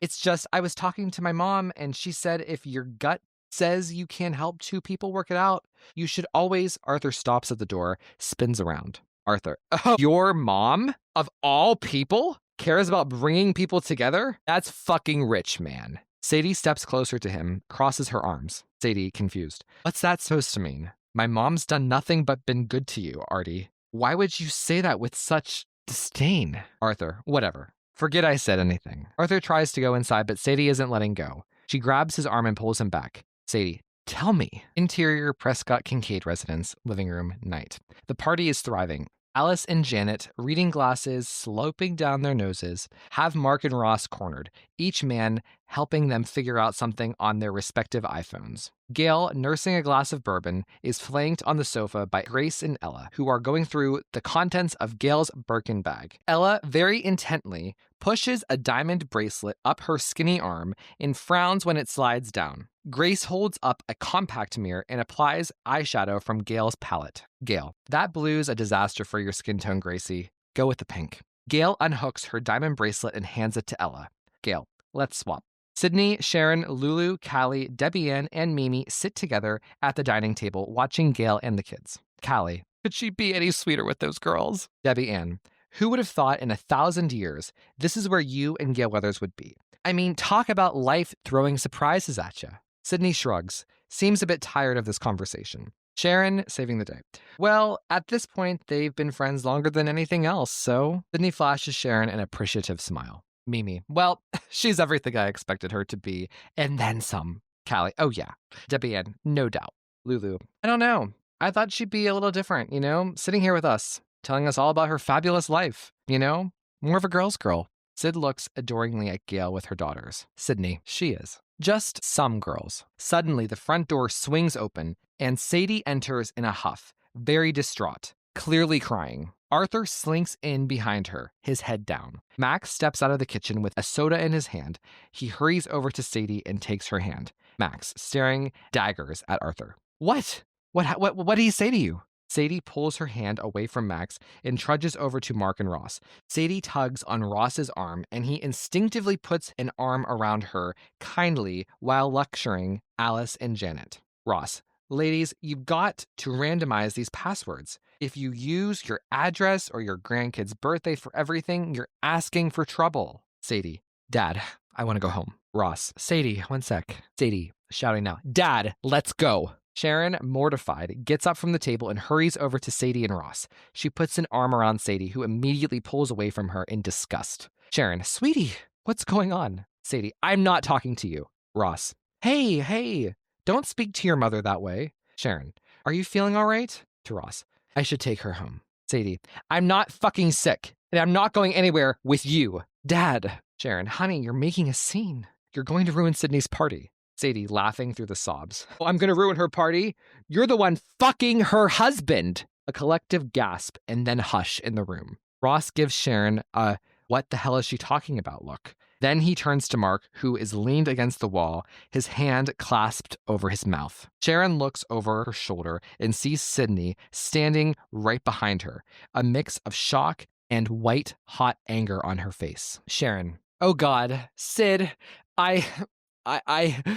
Sydney looks to Mark, whose eyes are glued to the floor. She instinctively runs from the room. Mark, Sid, wait. Lulu gets up from the table and rushes over to Arthur. She grabs his arm. Lulu, Arthur, what have you done? Arthur pulls away from Lulu and rushes out of the house. Gail gets up from the sofa and addresses the crowd. Gail, all right, party's over, staring at Sharon. There's the door. Sadie collapses into her father's arms, sobbing. Ross guides her to the front door, his eyes fixed angrily on Sharon. Sharon, shamefaced, follows from a safe distance. Gail looks to Ella and Grace, sad and smushed into one another on the sofa. Gail, girls, why don't you go and get ready for bed? I'll come up in a few minutes to tuck you in. All right? Ella, will you stay here tonight? Grace, yeah, don't go back to the hotel. Gail, of course I will. Now go on up. The girls obediently do as Gail tells them. She turns her attention to the remaining guests as they gather their belongings a touch too slowly for her taste. Exterior Prescott-Kincaid residence front porch night. As the guests wait their turn to exit the house, a bottleneck has formed as a chivalrous Max, a tipsy Alice, and a frantic Janet down the steps. Gail steps out onto the porch. Gail, excuse me, everyone. All of the chatter immediately ceases as Gail holds court. Gail, I know I just met all of you tonight, but for Sidney to let you into her heart and into her home, it means she really trusts you. Gail inserts herself between the book club trio and puts her arms around them. They are overcome with sudden warmth. Gail, lucky for her, I don't trust a single one of you. So mark my words. If you repeat anything that's happened here tonight, to a blog, to the press, to your goddamn priest, I promise you, I will dig up every indiscretion, every traffic ticket, every embarrassing detail of your life and make sure it lives on, like Jason fucking Voorhees. Gail plants a kiss on Callie's forehead and walks inside. Gail, shutting the door. Have a good night. Interior Prescott kitchen residence foyer. Gail closes the door, turns around, jumps in fright at the sight of Lulu and Arthur standing in the foyer, catering trays in their hands. Gail, Jesus Christ! Lulu, we're sorry. We're just cleaning up the kitchen. We heard your instructions through the door. You don't have to worry about us. Gail cocks her head at Arthur and purses her lips suspiciously. He gulps, near tears. Arthur, Mom, let's get out of here. Gail opens the door to let them out, closes it again. She leans against the door to catch her breath and have a think. Interior Prescott-Kincaid residence, bedroom, night. Sidney sits on a wing-back chair in the corner of the bedroom, facing the window. Mark stands at the opposite corner, tension so thick it could bend a chainsaw. Mark softly. Sid, look at me, please. Sid doesn't respond. Furious and frozen as a statue, Mark, with tears in his eyes, exits the room. Sidney watches from the window as her party guests stand in the street, slowly pulling themselves away from each other, their body language betraying their animated chatter. Sidney wraps her fingers around the pull cord, yanks it, and releases until the window blinds come slapping down. Debbie Ann and Mimi hurry up the porch steps to Debbie Ann's front door. Callie lingers at the street level. Debbie Ann, I've had to pee for like an hour, but I didn't want to miss the show. Thought I'd have to squat in Lululemon's punch bowl. Mimi, I just can't believe it. Debbie Ann, oh honey, this is just what men like Mark do. When you're that intense all the time, it means you're ready to fuck at all times. Haven't you ever seen a Michael Douglas movie? Mimi, honestly, I meant Sharon. What was she thinking? Sidney has literally killed family members for less. Debbie Ann, she was probably fucking Mark to fuck Sidney. Single white female, much. Debbie Ann fumbles with her keys. She hands them to Mimi. Debbie Ann, here, I'm too drunk for this. Mimi smacks Debbie Ann's backside to move out of the way. Callie, I'm just so sad for Sid. She's been through so much. She doesn't deserve this. I didn't deserve it either. Stares off, now sobbing. Oh, Alan, you piece of shit. Debbie Ann to Mimi. Here we go with this one to Callie. Callie, sweets, let's go inside and open up some wine. Up, Callie. Sidney is our friend. I don't want to go into your house and gossip about her all night. We should be thinking about how to be there for her and the girls. Protect her. Debbie Ann and Mimi shared an exacerbated look. Mimi, well, she's got Sarah Connor in a cocktail dress staying with her. I don't think we're going to be welcome back for a while. Callie drops down onto the bottom step, leans her head against the railing. Callie, give me a minute. I just want to keep looking at the moon. She's clearly looking at Sidney's house. Debbie Ann, whatever. My bladder is about to pop out of my Spanx. Debbie Ann rushes into the house. Mimi follows. She leaves the door cracked open for Callie. Interior Debbie Ann's house, kitchen, night. Mimi stands in Debbie Ann's kitchen, bent over and looking through her woefully empty wine mini fridge. She pulls a bottle out and stands up to examine it. Mimi grimaces. Yellowtail. George must be late with the alimony again. Mimi bends down to put the bottle back in the fridge. Ghostface stands behind her at the kitchen entrance. Mimi pulls another bottle, a much fancier red, and walks over to the edge of the kitchen. Ghostface slinks silently across the kitchen behind her. Mimi. Hey, Deb, can I open this Barlow, or are you saving it for something? No response. Mimi. Hey, Deb! Mimi puts the bottle down on the kitchen island, fishes for her phone in her pocket, dials Debbie Ann. A grinding buzz across the marble island as Debbie Ann's phone rings. Mimi. Well then, Mimi stops when she realizes the front door she left ajar is now closed and locked. She walks to the door, unlocks it, and swings it open. Callie is no longer sitting on the bottom porch step. Out on the porch. Mimi steps onto the porch, looks around. No sign of Callie. Mimi steps back inside, closes the door, jumps at Debbie Ann standing beside her. Debbie Ann. What's all the screaming about? Where's Callie? You two get into it? Mimi. I was asking about the wine. Callie must have left. Debbie Ann walks over to the kitchen island and picks up her phone. On the screen, multiple missed calls from Callie. Debbie Ann. Man, she was drunker than I thought. Drunker than me. Mimi grazes the kitchen island with one hand in the spot where she left the wine bottle. Where did it go? Debbie Ann plops down on the sofa, lets out a very unladylike belch. She puts her phone to her ear. Debbie Ann to Mimi. You getting a bottle or what? Into the phone. Here, Callie. Where the fuck are you? Come right back this instant, you empathetic cunt. Suddenly the doorbell rings. Debbie Ann. Ah, there she is. Mimi, be a love and get that. Mimi walks back to the front door. Opens it. Darkness. Mimi calls to Debbie Ann. No one's out here. Mimi slams the door. Locks it. Debbie Ann. Yeah, I've got this new Wi-Fi doorbell bullshit. Sometimes it just goes off. The worst is when it happens in the middle of the night. Mimi. That must be scary. Debbie Ann. I sleep through it anyway. Mimi. Deb, what if there's an emergency? Debbie Ann. I should be so lucky. Mimi. Wine? Mimi walks back to the kitchen island. Gasps at the sight of the wine bottle back where she previously saw it. She sighs in relief, smiles, turns to Debbie, and points to the bottle. Mimi, quietly. Callie, she's here. She's fucking with us. Debbie Ann takes a deep puff off of a vape, shrugs. Debbie Ann, why? Mimi, what do you mean why? Why does anyone play a prank on anyone? To scare them. Debbie Ann, well, I'm not getting up from this couch, so unless she's hiding in my ottoman, good luck to her. Mimi walks to the kitchen and starts opening drawers. Mimi, where's your wine cork? Before Debbie Ann can respond, Ghostface jumps up from behind the couch and drives the wine cork into Debbie Ann's neck. He pulls it out, blood splattering everywhere. Debbie Ann, in a complete shock, places her hand over the wound. But before she can even get a look at her assailant, Ghostface drives it back in and stabs. Again and again and again. Debbie Ann, lifeless, slips off the sofa. At the thud of her body hitting the ground, Mimi looks up and sees Ghostface running at her. She screams in terror. Mimi runs down the length of the kitchen island. Ghostface wraps around the other end and bolts toward her. Mimi has no choice but to run into the dining room. She pulls down the dining chairs around her to obstruct Ghostface, but ends up barricading herself. As Ghostface starts to furiously pull the chairs apart, Mimi climbs onto the dining room table and runs across it. She manages to leap over Ghostface, but he's quick to pull a knife from his robe and slice into Mimi's thigh. As Mimi lands on the ground, she loses her balance, falls to her knees. Ghostface gains on her quickly and pulls her backwards, grabbing a fistful of her hair. Mimi reaches her hand along the side of her head, slides a finger in, and unclips her hair extensions. Ghostface stumbles backwards, ponders the hair in his hands for a moment, and is quickly back up on his feet, bounding after Mimi, who is making her way out the front door. Exterior Debbie Ann's house, front porch, night. The front door swings open. Mimi bolts out. Her lungs suck up the fresh evening air as she attempts to scream. Instead, a shrill gasp of pain and a crossing of the eyes as Ghostface's knife hammers into the top of her skull. In one swift move, he jerks Mimi's body back into the house and slams the door shut. Interior Prescott-Kincaid residence. Bedroom, dawn. Sidney in bed, wide awake. The gray morning light emanates from behind her drawn blinds like a staticky TV set.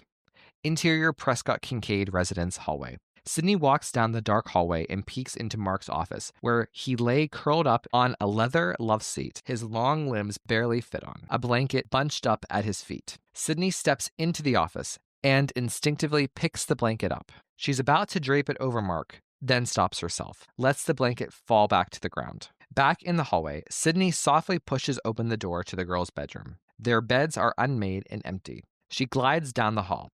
Her instincts are kicking in hard and fast, and then down the steps. She slows as the sound of the television and clanking of cereal bowls draws closer. Interior Prescott-Kincaid residence, living room, morning. Gail, Ella, and Grace are curled up under a blanket, multiple boxes of cereal and a carton of milk on the coffee table, the TV on at a respectable volume. Ella, morning, Mommy. Sidney walks over to the couch and kisses each girl on the head. Ella, and what about Aunt Gail? Gail taps the top of her head. Sidney laughs, kisses her too. Sidney, you're up early? Grace, we couldn't sleep. Sidney, neither could I.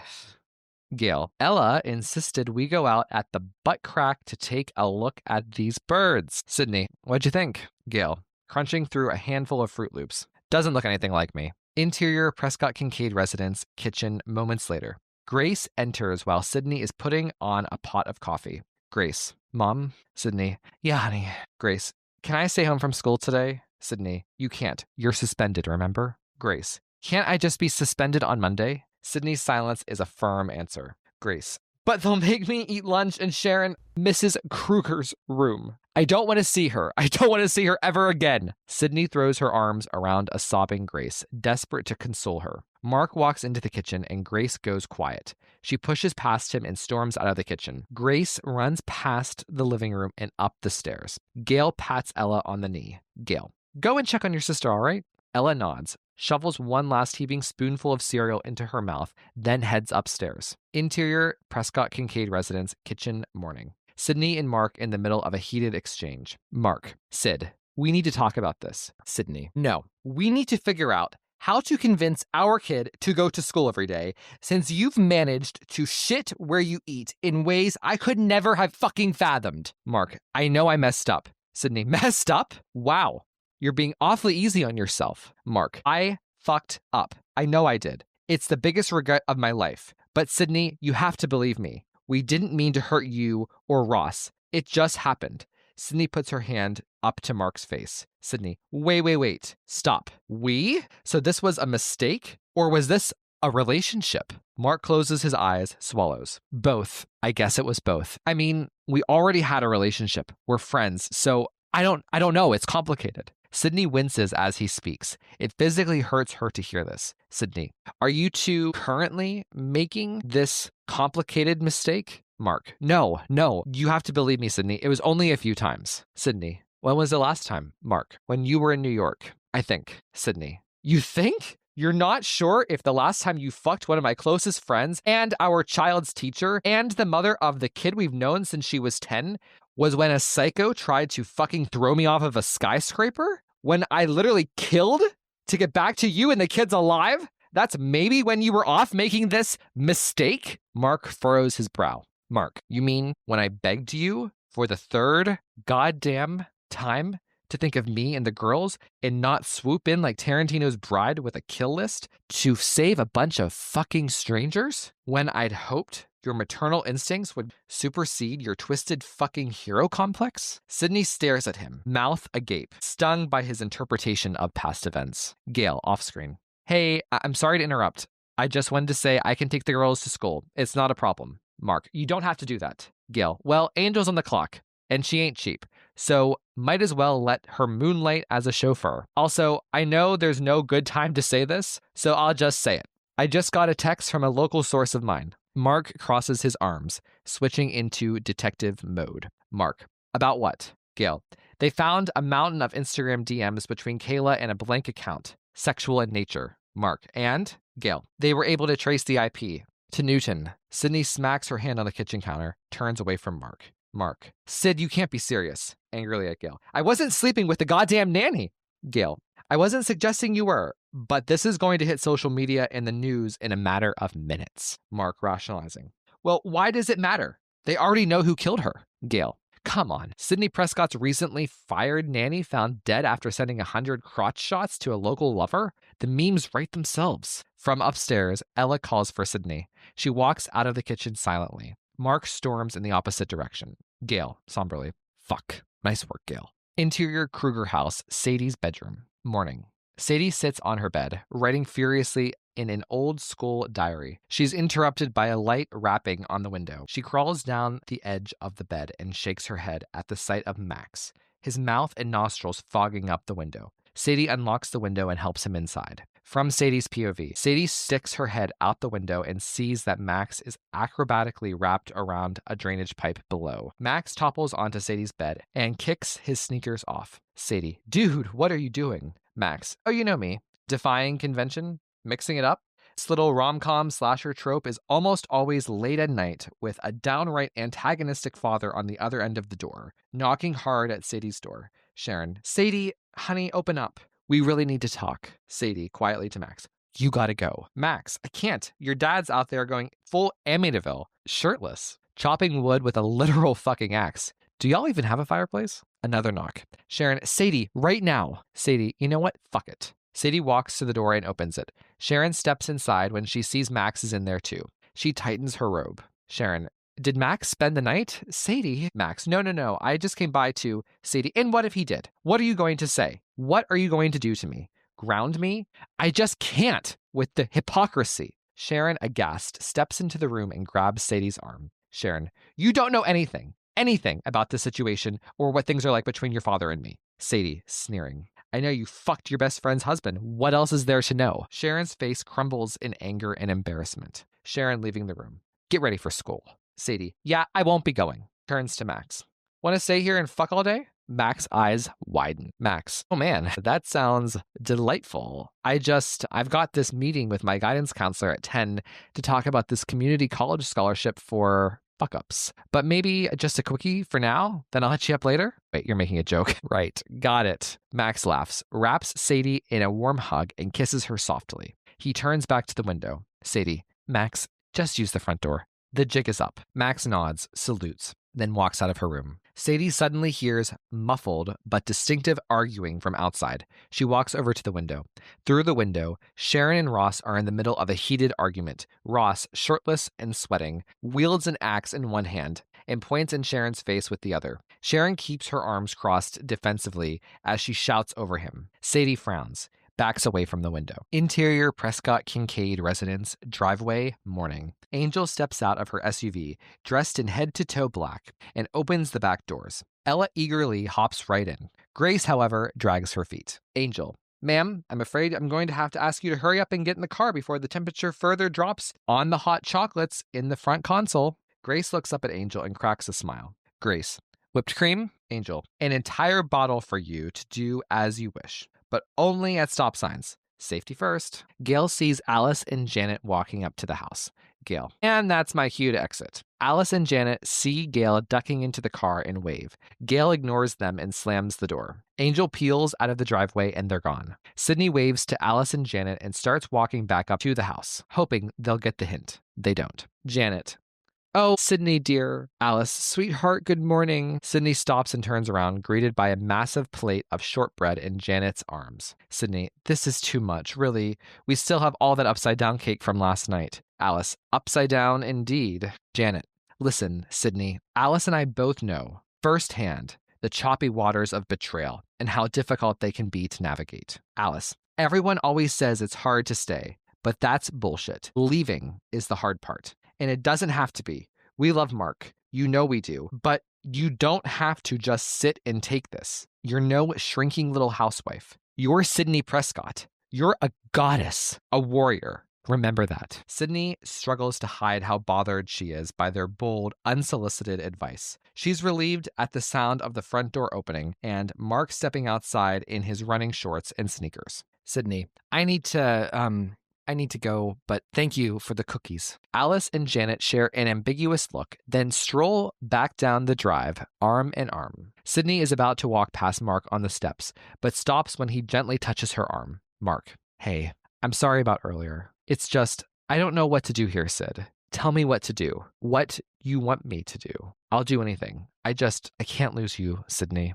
I won't. Sidney is overcome with emotion, but clears her throat, reels it in, looks away from him. Sidney, I can't. I don't know. I need space to think. Everything is different now. You're different now. Mark begins to tear up. Mark, I'm not. Sid, I promise you, it's still me. Sidney, and her. She's a stranger now, too. How do I keep living here, Mark? After all these years, after how hard I've worked to feel safe, to feel normal, to let people in, to not think everyone around me was out to get me. You undid all of that. Sidney wipes a tear from her face, pushes past Mark, and goes back into the house. Exterior Newton Township Elementary drop-off line. Morning. The back passenger seat door of a luxury SUV opens, and out steps Ella, hamming it up as she is helped out by Angel's guiding hand. Grace follows, noticeably more self-conscious. She smiles at Angel, but doesn't take her hand. Steps onto the sidewalk. Gail comes around the side and inserts herself between the girls and takes their arms to walk them in. Ella. Aunt Gail, we have to wait our turn. Gail. Your turn for what? Grace. Single file to the front door. Then we go into the auditorium to be called by grade and homeroom. Gail looks around at the chaotic, snaking line, unimpressed. Gail. That sounds needlessly complicated. Plus, Gale Weathers doesn't do lines. Come on. Gail proceeds to walk the girls through the line. Woman's voice. Excuse me, miss? Gail sees a school mom, late 30s, approaching her. Gail. I'm not signing anything this morning. Just taking my nieces to school. Thanks for understanding. School mom. No. You're cutting line. It starts back there. Gail. Well, I'm in something of a hurry. School mom. Everyone's in a hurry. But the line's the line. Please respect it. Gail lets go of the girls' hands, and they all turn around. Grace's face drops when she sees Jeff, the little shit who got her suspended, standing next to his mother, smirking. Jeff's mom to Grace. Wait a second. You're Grace. You're the one who assaulted my Jeff. They should have expelled you for what you did. Gail steps up to Jeff's mother. Gail. Don't you speak to her like that. In fact, don't speak to her at all. Jeff to Grace. My mom's right. You're crazy. Your whole family is. Ella. We're not crazy, you jerk. We're queens. Jeff. Yeah, your mom's queen of the nut house. Grace takes an angry step towards Jeff, but Gail lays a hand on her chest and gently pushes her back. Gail to Jeff's mom. Keep your kid away from these girls. I'm serious. Jeff's mom. Are you threatening me right now? Gail. Not at all. Just some friendly parental advice. Jeff's mom. Speaking of the parents, why aren't hers here? Too embarrassed to show their faces? Gail. You're going to be embarrassed to show your face once I'm done with it. Now back the fuck off. Jeff's mom's face contorts with rage. She closes her hand into a fist and takes a swing at Gail. It doesn't get very far, though. Angel's arm enters the frame and grabs the woman's wrist with such might that she yelps in pain and nearly drops to the ground. Angel to Gail with the girls. Go in. I've got this. Gail smiles, satisfied, and takes the girls' hands. The throng of parents and kids filming the confrontation on their phones obediently parts for them as they make their way to the school entrance. Interior Kruger house, kitchen, morning. Sadie walks into the kitchen and finds Ross at the table, staring blankly into his cup of coffee. Sadie. Hey, Ross. Hi, sweetie. Looks at his watch. You're late for school. Need me to drive you? Sadie pours herself a cup of coffee, sits down with him. Sadie. I'm not going. Thought I'd stay here with you, if you want. Ross reaches across the table and takes her hand. Ross. I'm so sorry about all of this. Sadie. God, why are you sorry? She's the one who did this. I'm, beyond appalled. Ross. Sadie. She's still your mother. Sadie. I appreciate what you're doing, Dad, but you don't have to. I'm an adult. I get it's complicated, and your marriage is between you two and different from my relationship with you as my parents, or whatever. But what she did is so fucked up. Not just to you, but to Sidney. It's so reckless. Ross. How'd you get so smart? I know not from me. Sadie. I listen to a lot of podcasts and watch a lot of Criterion. Ross smiles. He's so proud of his girl. Ross. Listen, I think I need to leave, just for a bit, until your mom and I figure out what to do. Sadie. What? Why should you have to leave? She's the one who should leave. Ross. She needs to be near school. I'm remote. I can be wherever. Sadie. Then I'm coming with you. I'm not staying here with her. No way. Ross closes his eyes and sighs. Ross. Sadie, I don't have the energy to debate this right now. I'll just be across town in an Airbnb. Sadie nods. Ross gets up, kisses her on the head. I'm gonna head upstairs, take a nap. I barely slept last night. Sadie's phone buzzes on the table in front of her. She turns it around and sees a text from Grace. Will you still pick me up after school? Sadie starts to text back, then stops, puts her phone back down. Interior Prescott-Kincaid residence, day. Sidney walks through the house. The kitchen, the dining room, the living room, which despite the brilliant morning light and warm finishes, feels somber and empty. She approaches the steps, but stops when she hears the distinctive opening and closing of the front door. Then footsteps. She turns and looks around the corner. No one is there. She reaches into her pocket and takes out her phone. Texts Mark, "Are you back?" Waits a moment. No response. It's amazing and heartbreaking to see how quickly Sidney's instincts kick in. Her body literally changes before us, her shoulders stiffening, her core tightening, her eyes scanning everything around her with superhuman ease. Sidney taps her phone and opens the Homestead app, the one Kayla was forced to open before her demise, and suddenly she has a 9-camera view of her home. She taps twice to zoom in on the driveway. The gate is ajar. She starts for the door and screams as she practically smashes right into Lex. Sidney, Jesus! Lex, whoa, sorry. Sidney, Lex, what are you doing in my house? Lex, what do you mean? We have an at-home scheduled. I figured you left the gate open for me. Sidney, I guess I forgot to cancel. Lex, sorry, I should have called or texted to confirm. Anyway, I'm here if you want to play, or I can go. Sidney, I think go. Lex, all right, sure. Lex turns and starts for the door, but he hesitates and turns back around. Lex, Sid, have you seen this? He holds up his phone and shows her a video from social media of Gail's schoolyard confrontation. Sidney, fuck me. Gail off screen from down the hall. Sid, I'm back. Did you know the front gate was open? Gail walks into the room, sees Lex, and smiles. Gail, chipper. I didn't know you were expecting company. What you watching? Exterior, Lulu Peterson's house. Day. Sadie rings the doorbell to Arthur's house. Lulu opens the door and then immediately half closes it. Lulu. Sadie, hey. Sadie, hey, Mrs. Peterson. Can I talk to Arthur? Lulu. Well, he's at school. Shouldn't you be too? Sadie holds her phone up, shows Arthur's shared location. The door fully opens behind Lulu. Arthur stands behind her. Arthur, it's okay, Mom. Exterior road, a few minutes later, day. Arthur and Sadie on the curb of a quiet road. Arthur, I shouldn't have showed you those pictures. I don't know what the fuck I was thinking. I just saw them being so careless, so out in the open, so I snapped. The pictures, I mean. Sadie, I'm glad you did. I always felt like something was off with my mom. I couldn't put my finger on it. Arthur, it never crossed your mind? Your family was so close to Sidney and Mark. Sadie, I guess it seemed too easy, too cliched.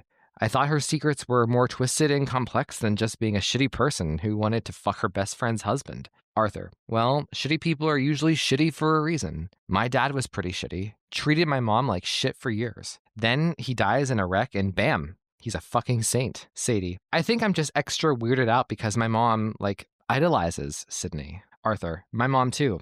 All these women do. Which is really fucking sick when you think about it. Sadie, what do you mean? Arthur, I mean, do you really think they would look at her and think, wow, what a role model. What a survivor. No way. They treat her like a film character who popped out of their TV screens. They want to feel close to the pain she's endured without experiencing any of it themselves. That's how it was with me and Max. People were all over us because we both experienced tragedy. And they thought it was cool that we had dead dads. And maybe we played into it. I don't know. Sadie looks intensely as Arthur speaks, totally enraptured by his eloquence and insight. Arthur, anyway, that probably doesn't make any sense. Sadie, no. It makes total sense. Hey, have you and Max ever talked about this like this? I'm not trying to get you two back together, I swear. I'm just genuinely wondering. You were so compassionate and clear just now, like a monologue in an Ari Aster movie. Arthur laughs. Not Ari Aster, no. Max, what's wrong with Ari Aster? Beau is Afraid is like a heartbreaking work of staggering genius. Arthur and Sadie whip around, see Max standing behind them. Max, sorry, Sade. I came back to the house and your dad said you were out, so I checked your location. Arthur, not creepy at all? Max tentatively sits down beside Sadie. Max, this okay? Sadie looks at Arthur, who looks away, then nods. Okay. Max, Artie bro, we both care about Sadie, right? And she really needs us right now. So how about a truce? Just for a little bit. You can go back to hating me in a few days. Arthur, I don't hate you. Max, well, I don't hate you. Sadie's eyes light up. She leans back a bit. Sadie, it's giving challengers. Max bolts upright. Max, for fuck's sake, Sadie. Sadie claps her hands and has a giggling fit. Arthur looks away, smirking. Max rolls his eyes and gives into his own laughter. 3 friends reunited. Happy. For now. Interior Newton Township Elementary, Sharon's classroom, day. Sharon sits at her desk in the front of the room while her students work quietly at their desks on a spelling test. She covertly starts scrolling on her phone through pictures of her and Sidney. She stops on a selfie of her, Ross, Sidney, and Mark on a boardwalk somewhere, then looks up guiltily at Grace's empty desk. Interior Newton Township Elementary, library, same time. Grace sits alone at a corner table in the library for her in-school suspension, languidly completing her homework assignments. At the circulation desk sits an elderly librarian, females 70s, busy behind carts of returned books. Grace gets up from the table to stretch. She yawns. The librarian leans over the desk to reprimand her. Librarian: young lady, you're supposed to be seated at all times unless using the lavatory. Grace: I'm stretching. My legs are asleep. Librarian: only to use the lavatory. Interior library bathroom, day. Grace exits the bathroom stall, steps up to the sink to wash her hands. When she turns off the water, she hears something. Is someone in the bathroom with her? Grace: hello? Someone else in here? In the mirror reflection, she scans the small, dim bathroom. A sudden scrape and squeak. Grace looks to the door. She has to pass the stalls to get to it and swallows nervously. She takes a careful step toward the door. Another squeak, another scrape. From beneath the stall, a foot drops, and another, then another. The squeaks turn into stifled laughter. Grace, no longer afraid, storms the stall to push the door open. She can't. It's too crowded in there. Voices: hold on, stop, it's stuck. The stall door finally rattles open, and out steps Carrie, Bryce, and Francesca. Carrie: surprise, Grace. Grace: what are you fools doing? Francesca: we snuck out of gym to break you out of here. Bryce: I thought we were just coming to see her. I don't want to get suspended too. Carrie: it was a joke, simpleton. Francesca: can we please get out of this bathroom? It smells like pee and sadness. Back in the library, the kids sit huddled together in the book stacks. Grace reaches her neck out to check for the librarian, who is still pensively at work at the book cart. Grace: okay, show me. Bryce holds out his phone, and they all watch a viral clip of the confrontation between Gail and Jeff's mother. Grace: my mom is going to be so mad. Bryce: fierce. Francesca: beyond. Grace: she hates when attention is drawn to us. Now me and Ella are on camera. Oh, she's going to freak out. Suddenly the lights go out. The sound of library doors closing and locking echo through the room. Grace reaches her neck around the corner. Now the librarian is gone from the front desk. Bryce: it's so dark and dusty in here. I'm going to have a panic attack. Francesca: don't worry, babe.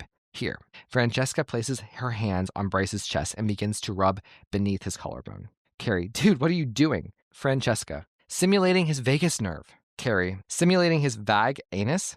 Did you get his consent first? Grace gets up and does the practical thing. Walks over to the windows and pulls the blinds open. Gray midday light pours in. She turns around and screams at the sight of Ghostface standing in front of the locked doors, knife raised. Bryce, Francesca, and Carrie look out from behind the shelf and scream in unison. Ghostface comes rushing at Grace. She dodges him and crashes on top of the nearby table. But he's not down. He bolts after Grace and tackles her to the ground. Grace, absolutely terrified, grabs Ghostface's arm with both of her hands and with all of her strength manages to move it just enough to decenter him. She brings up her knee and gets Ghostface right in the groin. He grunts and jerks back. Grace rolls away from him and darts into the book stacks. She looks left, looks right, no trace of her friends. She walks carefully around the corners of the stacks while Ghostface quietly and so very menacingly enters the stacks, just one step behind her. Grace puts a hand to her mouth, but she's breathing so heavily it's basically no use. Ghostface pushes a row of books out from behind her.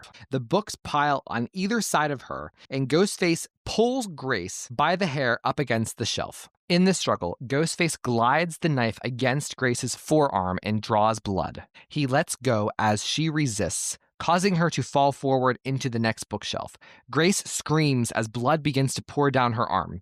She scoots on her backside as quickly as she can as Ghostface calmly marches toward her. He freezes when he hears the sound of a phone on speaker. Operator: 911, what is your emergency? Suddenly, the bookshelves on either side of Ghostface come toppling down. Ghostface is pummeled with books and momentarily trapped in between them. Francesca, Carrie, and Bryce appear from behind them. They get Grace to her feet and they race over to the windows. Carrie and Bryce lift chairs and start smashing out the windows while Francesca and Grace huddle in the corner. Carrie, let's go, let's go.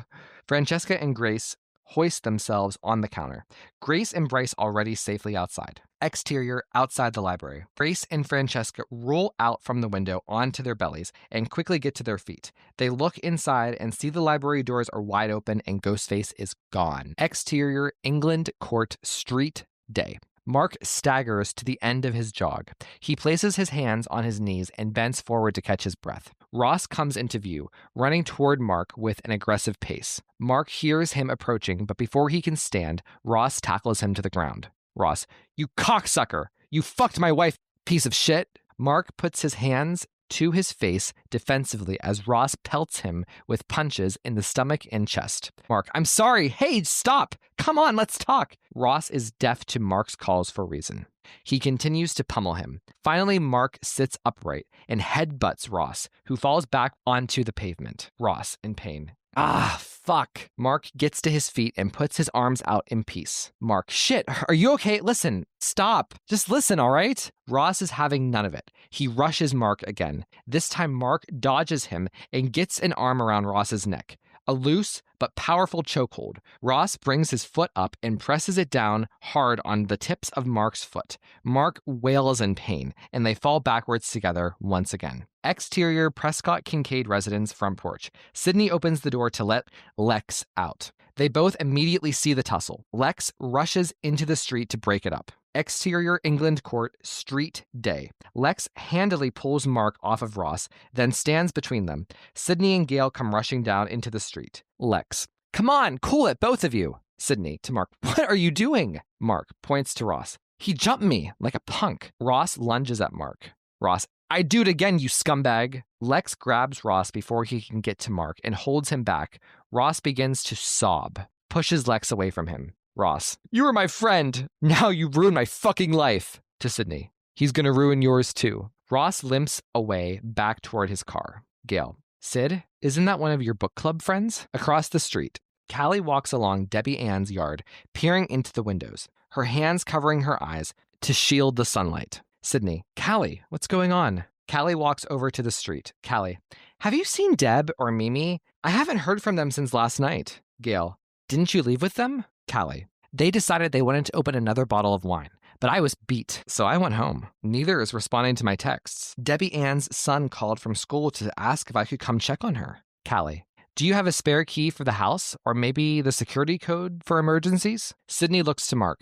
Mark, let me call my buddy at the precinct. Have him come do a wellness check. Callie grimaces. Debbie Ann wouldn't like that. She's very ACAB these days. Sidney, I'm pretty sure she doesn't lock her back patio doors. Callie nods, heads back over to the house. Sidney feels her phone buzz in her pocket. She takes out and sees Sharon is calling.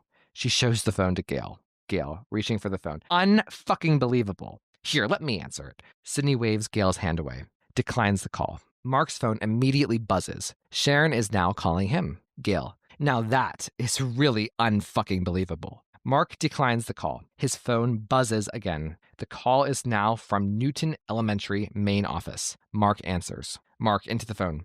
Hello? What? My God. Okay, we're on our way.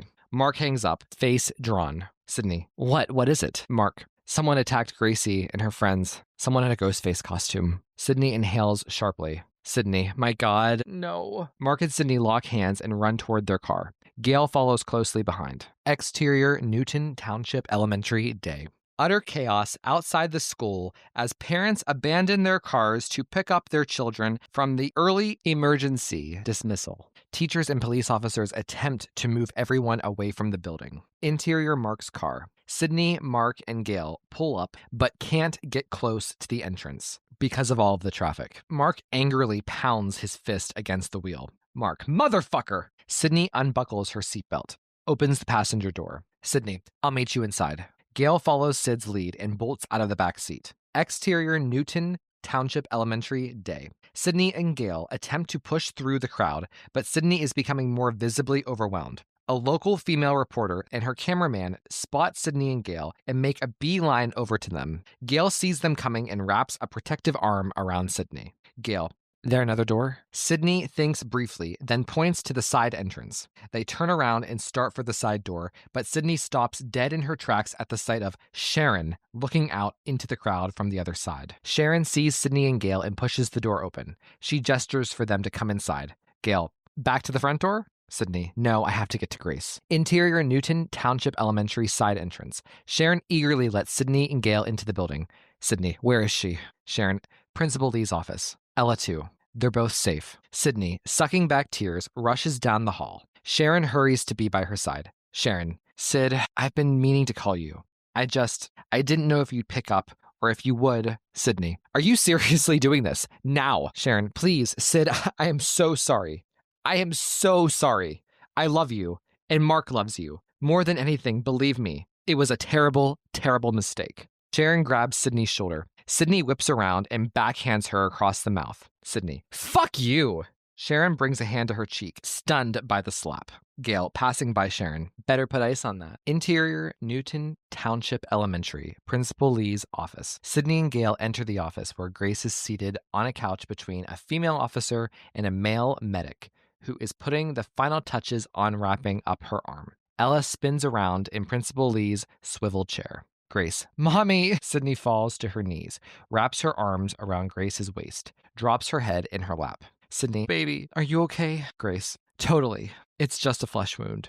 The medic smirks, gives the bandage a firm but gentle pat, then gets up to give Sidney and Grace space. Medic, you're all good. Ella bounces over to them and drapes herself over Sidney. Sidney pushes her face against Ella and fires a round of rapid kisses into her cheek. Gale watches the warm scene from the doorway, but her attention quickly turns to the sounds of squeaky shoes and whispered conversations in the hall. Gale takes a step back, looks out and sees Sharon, sobbing, trying to keep up with Mark as he races down the hall. She grabs his arm, but he jerks it away forcefully. Sharon gives up, looks around, embarrassed, hurries off down the hall in the other direction. Gale steps back into the office as Mark enters. The girls run over to him and he lifts them both up at the same time, squeezes them tight, tears streaming down his face. Mark, oh, thank God you're all right. I don't know what I would have done. To the officer. Who did this? To Principal Lee. How'd they even get in? Where was security? Principal Lee. Detective Kincaid, we take the safety of our students and staff very seriously. No one gets into this building unless they're let in. Police officer. We've got officers scouring the entire school as we speak. But right now, it's seeming like it may have just been a prank that went too far. Sidney, a prank? You're not serious. Look at my daughter's arm. Grace. Mom, it's like a big paper cut. It doesn't even hurt. Mark, what about the security cams? You checked them yet? Principal Lee. First thing we did, after making sure the kids were all right and contacting the authorities, of course. Police officer. We're taking the footage for further scrutiny. Gale. Mind if I get a copy of that too? The officer shoots Gale a, you fucking kidding me? Look, Gale. Worth a shot. Anyway, you question that little shit who's been bullying Grace? Or his mother? Principal Lee. Jeff was in the lunchroom with his cohort. And no, Ms. Weathers, his mother was not in the building. Gale, was Sharon? The room falls silent. Sidney and Mark exchange a tense look. Interior Mark's car later. Mark, Sidney, Gale, and the girls pull up to the front gates of England Court and see that there are multiple police officers camped out front, stopping cars as they try to enter. Ella from the back seat. Daddy, what's happening? Mark doesn't answer. Rolls down his window. An older male officer leans in. Older male officer. ID, please. Mark reaches into his jacket pocket and pulls out his badge. The officer nods, waves him in. The gates open and he drives through. As the car slowly weaves through the main road, we see dozens of England Court residents standing outside their houses, watching the spectacle unfold. Sidney can't help but notice the glaring eyes of her neighbors as they see her pass by. She shifts in her seat and looks to the girls and Gale in the back seat, forces a reassuring smile. As the car gets closer to Sidney and Mark's house, familiar faces come into view. Alice and Janet, Lulu and Arthur, huddled on the curb next to other neighbors, watching as a group of police scuttle about Debbie Ann's front lawn. Splayed out across the grass is Callie, seemingly in shock as medics kneel beside her, placing an oxygen mask on her face. Sidney, stop the car. Mark, stop. Mark hits the brake and Sidney leaps out of the car. Gale does the same and follows behind her. Sidney and Gale make their way through the crowd just as the medical examiner's team rolls out 2 body bags on gurneys. Sidney gasps, clasps a hand over her eyes as if to wish it away. Alice and Janet appear on either side of Sidney and embrace her. Lulu steps towards Sidney, her face sallow with shock. She extends a trembling hand and grabs Sidney's. Lulu, I can't believe it. I just can't. Who would have done this? Arthur looms behind his mother, texting furiously. He looks up to see Gale studying him. He nervously shoves the phone back in his pocket, waves awkwardly. Gale widens her gaze and takes in the picturesque suburban street littered with concerned onlookers, or in Gale's mind, suspects. Gale, prelap. Ghostface is back. Interior Prescott-Kincaid residence, kitchen, day. Sidney sits at the kitchen counter while Gale stands on the other side, pulling a cork from a wine bottle and pouring 2 very full glasses. Gale, whoever this fucker is, must have staged Kayla's death to make it seem like the neighbor.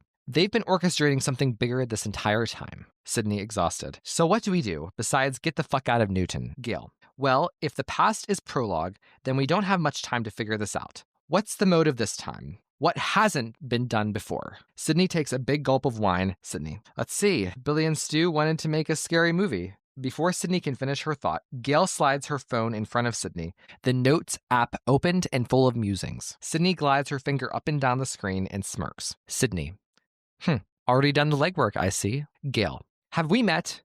Okay, so we've got revenge/mommy issues ×2, Roman, then Billy, with simple Stu along for the ride. We had the inverse with Nancy Loomis. Mickey wanted to star in his own show trial. Charlie and Jill tried, and failed miserably, I might add, to remake the original. But bonus points to Jill for being ahead of the social media whoring curve. Richie and Amber forced a requel with mixed results, but isn't that always the case with requels? Anyway, it was back to the basics with the Baileys. Christina Carpenter, hot mess of Catholic guilt, hell-bent on filicide. Her husband Josh did her bidding, mentally stuck at the Mocker House in 1996. And lastly, Marianne and Joel. They broke tradition by coming for me, but sealed their fate when they came for you. Which brings us to now. All roads always lead back to you. So who's doing this, Sid, and why? Sidney, we've lived here, been happy here, safe here, for so many years. Everyone and everything in our lives has been constant.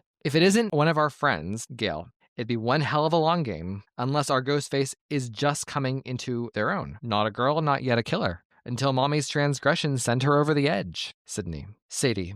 Gale raises her eyebrows. Sidney. I don't know. I just don't see it. Gale. We never do we? Fine. Then maybe we're overthinking it. Gale. How about Sharon? Occam's razor. Obsessed with you. And by extension, Mark. She wants you out of the way so she can live your life? Or maybe mother-daughter are working together. Sidney. Would be a first. Gale. Precisely. That's something these killers relish. They think if they're different, they'll win. But ultimately, their greatest weakness is that, Sidney, they're all exactly the same. Gale nods, gives Sid an attagirl smile. Sidney. So how do we get ahead of Ghostface? What's our next step? Mark walks into the kitchen. Mark, your next step and only step is getting to the safe house tonight. I've already made all of the arrangements. Gale. Mark, I get it, but hear me out. Mark, there's nothing to discuss. Someone tried to kill our daughter today. Do you get that? Ella. Off screen. Someone wants to kill us? Gale, Mark, and Sidney turn around in unison to see Ella standing in the doorway, her face scrunched as frightened tears pull in her eyes. She runs out of the room. Mark, shit. Sidney hurries after Ella. Interior Prescott-Kincaid residence. Ella and Grace's bedroom. Sidney enters the girls' bedroom to find them huddled together on one of the beds. Grace's bandaged arm wrapped tightly around a sobbing Ella. Grace to Sidney. She's scared. Sidney sits down on the bed beside them. Sidney. Ellie Belly. Mama won't let anything happen to you. Or Gracie. I'll always protect you. I promise. Ella. What if Grace died? Grace. But I didn't. You know why? Ella shrugs her sad little shoulders. Grace. Because I'm mommy's daughter. And you're mommy's daughter. And mommy always survives. Ella looks to Sidney for reassurance. Sidney, visibly choked up, manages to nod. Ella crawls over to Sidney and drapes herself onto her lap. Sidney reaches an arm toward Grace, gesturing for her to join them. Grace obliges, and soon they're pretzeled together, a moment of calm before the inevitable storm. Exterior Kruger house, driveway, night. Sadie sits on the back stoop, sad-eyed as she watches Ross load suitcases into his car. Ross, closing the trunk. All right, that's it. Sadie, not taking your axe, Mr. Bunyan? Ross turns and looks at the splintered logs in a messy pile on the side patch of grass. He laughs, mildly embarrassed. Ross, that fucker is heavier than it looks. I think I gave myself bursitis. Sadie, please take me with you. Ross, Sade, come on. You're graduating in a couple of weeks. You don't need the disruption. Sadie, why'd she do this, Dad? Ross looks down, doesn't answer. Can't answer. Ross, can I get a hug? Sadie gets up and walks over to him, her arms outstretched like a zombie. Ross reciprocates and does his own stiff, undead shuffle over to her. They crack up as their arms connect. Ross brings Sadie in tight. Ross, my sweet girl, love you much, much. Sadie, love you most, most. As they separate from their embrace, we see Sharon peering through the back window, a blank expression on her face as she watches Ross get into the car and pull away. Instead of going back into the house, Sadie checks her phone, answers a text we are not privy to, then disappears down the dark street. Interior Prescott-Kincaid residence, basement garage, night. The door at the top of the basement steps opens. Light from the kitchen illuminates a spacious, well-organized garage. As Mark walks down the steps, a suitcase in each hand, the motion sensor lights come alive. He loads the suitcases into the trunk of his SUV, then starts back for the steps, when his phone buzzes in his pocket. He takes it out and sees an incoming call from Sharon. Mark sighs.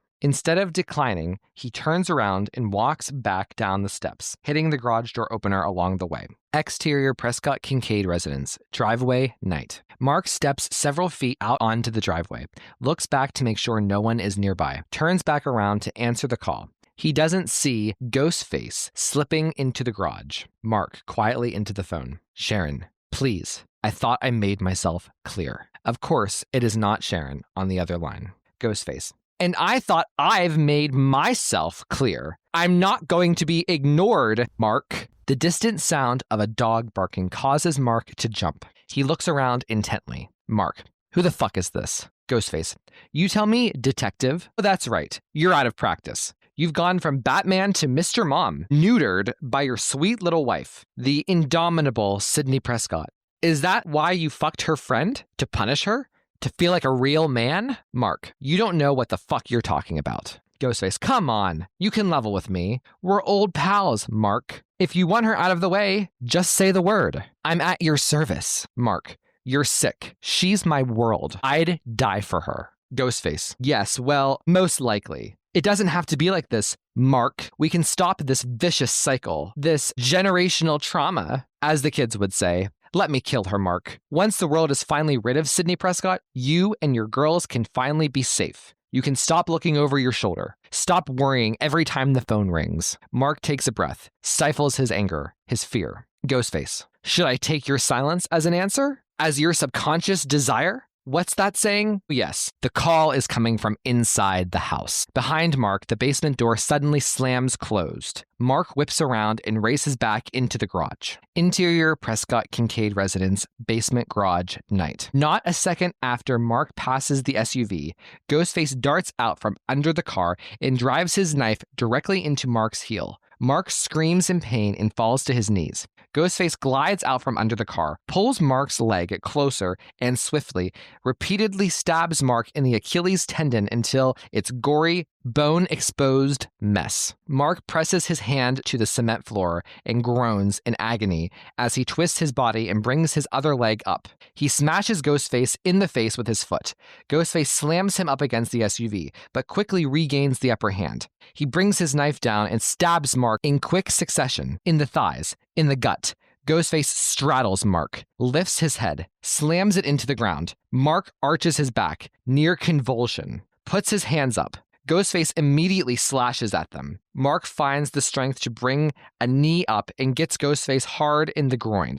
Ghostface grunts and falls momentarily to the side. From Mark's perspective, we see a nearby snow shovel, Mark rolls onto his belly and crawls toward the shovel. He manages to extend his arm just enough to cause the shovel to fall over. He grabs the handle, rolls over onto his back, and swings it at Ghostface. But the shovel hits his car. Ghostface is gone. Mark looks to the open garage door. His phone, cracked from when it fell from his hands, is just a few inches from it. Mark weakly attempts to crawl to the floor. He opens his mouth, thinking he'll scream, but he can't. He's concussed, bleeding profusely, barely conscious. Still, he tries for the door, slaps his hands on the concrete, tries to pull his leg, limp, the flesh of his ankle half separated from its bone behind him. But it's no use. The garage door suddenly begins to close. Mark manages to bring his face over his shoulder. He's shaking, violently trembling now, and sees Ghostface standing on the basement steps, the bloody knife in one hand, his other pressed against the garage door panel. Mark watches helplessly, hopelessly, as the garage door closes. Interior Prescott-Kincaid residence, bedroom, same time. Sidney stands at her bed, filling her duffel bag. Her phone begins to vibrate and sputter along the dresser. Ella walks into the room and rushes over to grab the phone. Ella. I'll get it, Mommy. Sidney tries to object, but Ella already has the phone pressed against her ear. Ella, into the phone. Hello? Daddy? What? I can barely hear you. Do you have bad service? Sidney snaps her finger and Ella hands her the phone. Sidney into the phone. Mark, are you there? A sudden, sharp wheeze from the other end of the line. Mark, weak, gurgling. Sid, he got me. Help me. Panic immediately overtakes Sidney.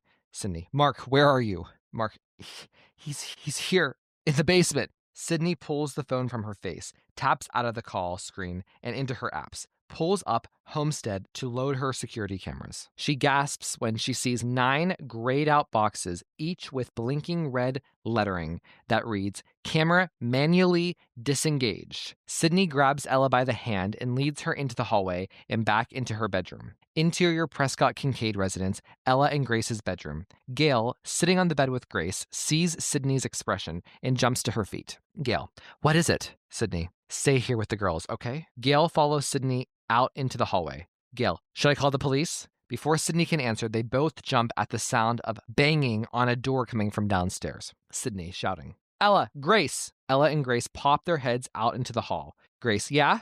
Sidney, show Aunt Gail your pretty room, okay? Ella and Grace exchange a look, a mix of simultaneous exhilaration and terror. Grace, Mommy, wait. Sidney, pretty room, now! Gail, confused, tries to follow Sidney, but Ella and Grace run out of the room and each take one of her arms and guide her back down the hallway. Interior Prescott-Kincaid residence living room. Sidney races down the hall, her phone cradled between her cheek and shoulder. Sidney, Mark, stay with me, okay? Mark, Sid, I'm at the door. Through a coughing fit. Hurry, he's here, hurry. The pounding on the door intensifies. Sidney runs over to the fireplace, kneels before it, and reaches her arm to the throat. She pulls out a metallic box with a digital combination panel. She inputs the code, unlocks the box, and reveals a pistol. She removes it from the box, stands up, raises her arms, and walks toward the noise. Interior Prescott-Kincaid residence, upstairs hallway. Grace opens the linen closet at the end of the hall, drops to her knees, and crawls inside. Gail, to Ella, what is she doing? Ella puts a finger to her lips. Gail bends down and sees that Grace has located the wall panel at the back of the closet. She pushes against it, and the panel opens, revealing a metallic handle set back into the wall. Grace pushes the handle down and a small door opens. She turns and gestures for Ella to join her. Ella, without missing a beat, drops to her knees, crawls down, and disappears through the small door. Grace, Aunt Gail, come on! Gail hesitates for a moment, but the look on Grace's face, as strong and assured as Sidney's, is all she needs. She crawls on her hands and knees through the panel. Grace closes the linen closet door behind her, losing all remaining light. She then crawls through the panel herself. We see the panel firmly close, the metallic handle realigning into lock mode. Interior Prescott-Kincaid residence kitchen. Sidney walks speedily, but carefully, through the kitchen and approaches the basement door. Sidney, Mark, I'm coming. Mark? Mark doesn't respond. The pounding at the door grows stronger and stronger. The door vibrates as though someone is slamming their weight against the other side. Sidney can hear the sound both in the room and through the phone, a terrible echo that promises horrors to come. She reaches a shaky hand toward the door, unlatches the lock, touches the doorknob, begins to twist it open. Sidney, growing more emotional. Mark, answer me, please! Mark! The familiar click of the voice changer. Ghostface. Yes, dear. I'm right here. Sidney pulls her hand away from the knob, locks the door. Interior, an unknown dark space. Gale stands baffled in the middle of a generously sized, ultra-modern, windowless room with concrete walls. The girls sit at a large table covered with monitors showing each floor, room, and corner of the house, including the front porch, garage, backyard, and front gate. Gale, since when do you guys have a panic room? Ella, since always. Gale, you never told me.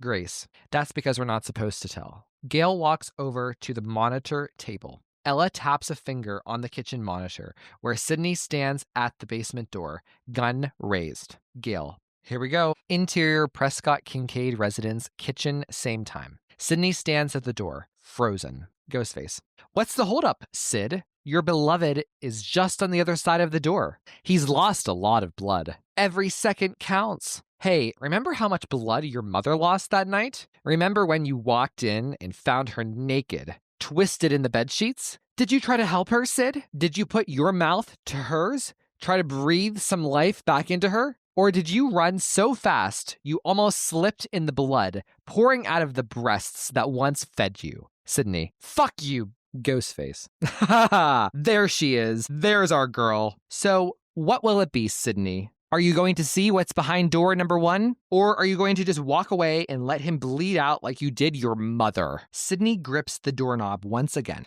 twists it all the way, takes a deep anticipatory breath, then pulls the door open. She leaps back and puts both hands back on the gun. Nothing at eye level. She drops her gaze and sees Mark splayed out on his back across the staircase. Sidney slides her gun into the back of her jeans and rushes over to Mark. She falls to her knees and puts her hands under his arms. He looks up at her, his breath at one heavy and shallow, a death rattle. Sidney begins to pull him into the kitchen. His face comes alive and contorts with pain. Sidney, I'm sorry, I'm so sorry. Sidney puts her mouth to his, kisses him once, twice, a third time. She's sobbing now at the sight of him, helpless, barely there. Sidney continues to pull him into the kitchen, but she struggles to get him over the marble lip at the top. Mark cries out in agony as Sidney tries to maneuver him. She crawls over him to get his legs, which are still dangling across the top of the basement steps. As she makes her way to Mark's feet,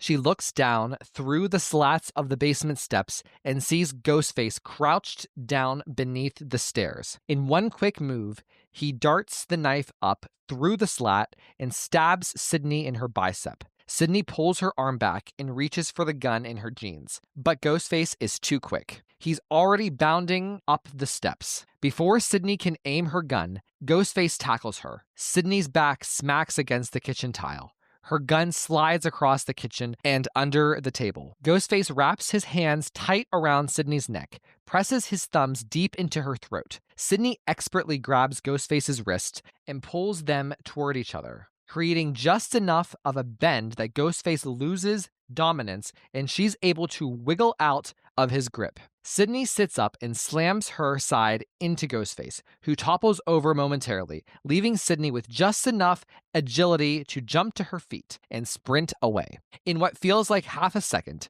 Ghostface is on top of her again. He wraps his arms around her waist and throws her into the wall. He raises his knife and brings it down, but Sidney drops herself to the ground with such speed that Ghostface drives his knife into the wall instead. By the time he pulls his knife out, Sidney is bounding toward the living room. Interior Prescott-Kincaid residence, panic room, same time. Gale stands at the monitors, Grace and Ella under each arm, terrified for their mother, but unable to look away. Interior Prescott-Kincaid residence, living room, same time. Sidney runs to the fireplace, grabs a poker and swings it indiscriminately as she spins around. Sure enough, She gets Ghostface right in the head. Still, he pushes through her swatting and aims his knife toward her stomach. Sidney lifts her leg and swiftly knocks Ghostface in the knee, causing his legs to buckle. Sidney steps aside as he crashes into the glass coffee table. As Sidney runs past him, he grabs her by the ankle. Sidney nearly falls forward but catches herself on the fireplace mantel.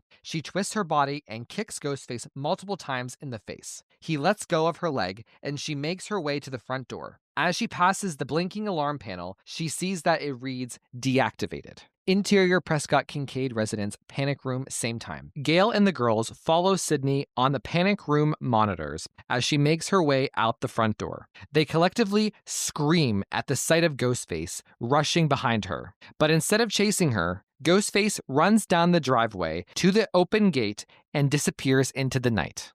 Exterior Prescott-Kincaid residence, front porch, night. Close on Sidney's phone as she resets her Homestead app. The emergency option. She emerges from a crouching position behind the steps, sees Ghostface's street shadow fade in the distance. She looks from side to side, then makes a run for it back to the front steps, only to find Sadie standing in the doorway. Sidney. Sadie, what are you doing here? Sadie, I wanted to see you and the girls. Sadie points toward the street. Sadie. Was that? Oh my God. Are you okay? You're bleeding. I can call the police. Sadie reaches into her pocket for her phone. Sidney, keep your fucking hands where I can see them. Sadie obediently removes her hand from her pocket. She's genuinely scared and confused. Sidney leans against the opposite railing and rushes up the steps. Sidney, stay right there. Don't fucking move. Sadie nods, near tears, as Sidney slams the door in her face. Interior Prescott-Kincaid residence, kitchen, night. Sidney goes back to Mark, eyes barely open, shivering in an ever-growing pool of red. She gently lifts his head into her lap, runs her fingers through his hair. Sidney, help is coming, okay? Hold on. Mark coughs, blood sputtering out of his chin and onto Sidney's hands. She braces him tighter. Interior Prescott-Kincaid residence, panic room, same time. Ella and Grace sit on the floor, sobbing, hugging each other tightly. Gale stands watching the monitors, fidgeting, the helplessness clearly getting to her. She scans all of the monitors, sees Sadie standing outside on her phone, shakes her head suspiciously. Suddenly, on the living room monitor, she sees Ghostface, the same one, another one, slinking through the living room in the direction of the kitchen. Gale, fuck. She turns to Ella and Grace. Gale, you stay here. I'll be right back. Grace, Aunt Gale, no. We're not supposed to leave until Mommy comes to get us. Aunt Gale! Gale ignores her and hurries up the steps. Interior Prescott-Kincaid residence, linen closet. The wall panel's metallic handle rotates and the door pushes open. Gale crawls through the small door and into the linen closet. She closes the door, pulls the handle to lock it. She stands up in the dark closet and feels around for the door handle. She finds it and pushes the door open, the hallway light entering through the slats. Interior Prescott-Kincaid residence, hallway. Gale races down the hallway toward the staircase. Gale, shouting down the steps. Sid! He's in the living room! Watch out! Gale turns the corner and runs directly into Ghostface, standing at the top of the steps. Gale, fuck you! Gale spins around, back down the hall, while Ghostface follows, knife raised. Gale darts into a room and slams the door shut. Interior Prescott-Kincaid residence, guest room.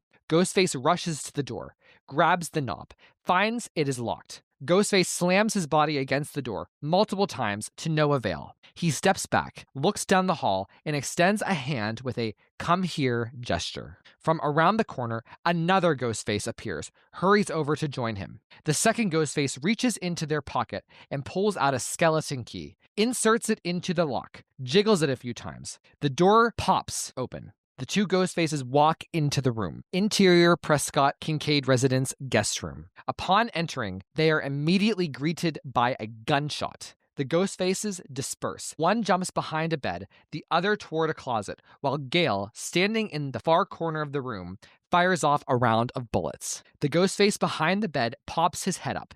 Gale aims her gun and shoots again.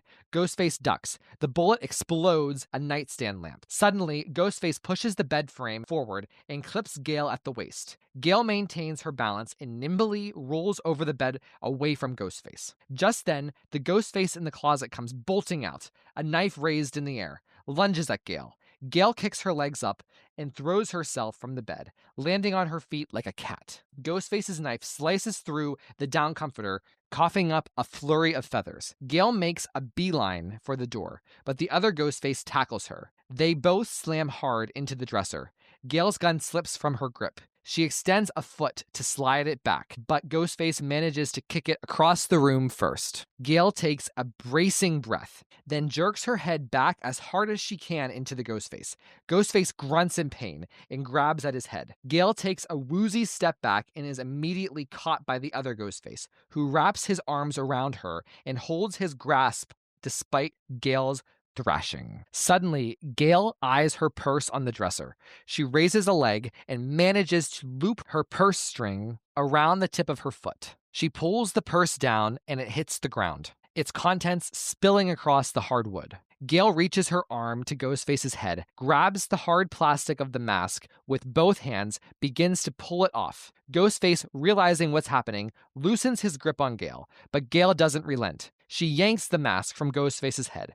Before we can see Ghostface's reflection in the mirror, Ghostface throws her to the floor. Gale scrambles over to her purse, reaches a hand inside, wraps her palm around something we don't see, gets back on her feet, turns around, and with biting ferocity and a truly primal scream, swings her fist at Ghostface and lodges something into the flesh of his neck. Close on, a gold sheriff's badge, half sunken into Ghostface's throat, blood immediately spritzing out around it. Gale takes a focusing step back and gasps. Alice stands before her, in absolute shock at the sight of herself in the dresser mirror, bleeding from her throat. She brings a hand to her neck, pulls the metallic star out, and immediately faints as a torrent gushes from her wound. The second Ghostface drops to her knees, a distraught scream going from muffled to room-shaking as she yanks off her mask to reveal Janet underneath. She puts her hand over Alice's neck, desperately trying to get the blood to stop. Janet, no, no, no, no! Good Lord, what have I done? What have I done? Gale, unsure. You're the killers? Janet looks up at Gale, a mix of contempt and panic in her eyes. She shakes her head. No. From the hallway, the sound of chatter from police walkie-talkies. Interior Prescott-Kincaid residence hallway. Gale steps out into the hallway and sees 3 police officers looking into each open doorway, flashlights over their guns. One of them sees Gale and rushes over to her. Officer, ma'am, you all right? Are you hurt? Gale points toward the guest room. Interior Prescott-Kincaid residence guest room. The officer steps aside, sees the Ghostface masks on the ground and the puddles of blood, and aims his gun at Janet. Officer, hands up, now. Janet ignores him. Officer, I said hands up right now. Don't make me shoot you. Janet carefully moves her hands away from an expiring Alice's neck. She raises her blood-soaked hands in the air. Exterior England Court, street night. Another large crowd has gathered, mouths agape as the dramatic scene unfolds before them. Mark being unloaded onto an ambulance, several EMTs on him furiously, one cutting through his clothing, another hooking up an IV to his arm, another pumping oxygen. Across the street, Alice's lifeless body taken on a gurney into another ambulance. A handcuffed Janet, barely able to stand, shrieking as the police push her into a squad car. Sadie stands up in the street, tears streaming down her face.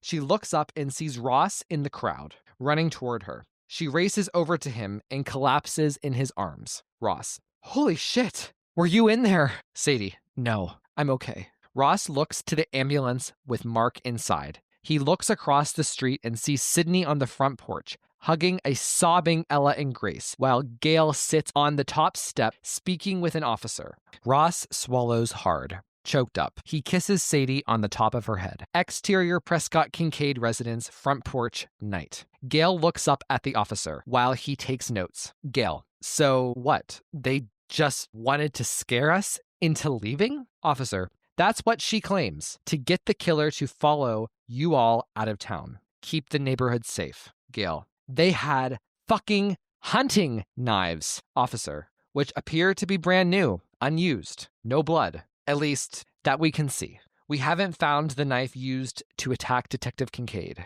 Gale, of course not. That fucker got away. Hey, About that sheriff's badge. It was my late husband's, and I need it. I'd like it back. Officer. Noted. Sidney hurries down the steps with another officer.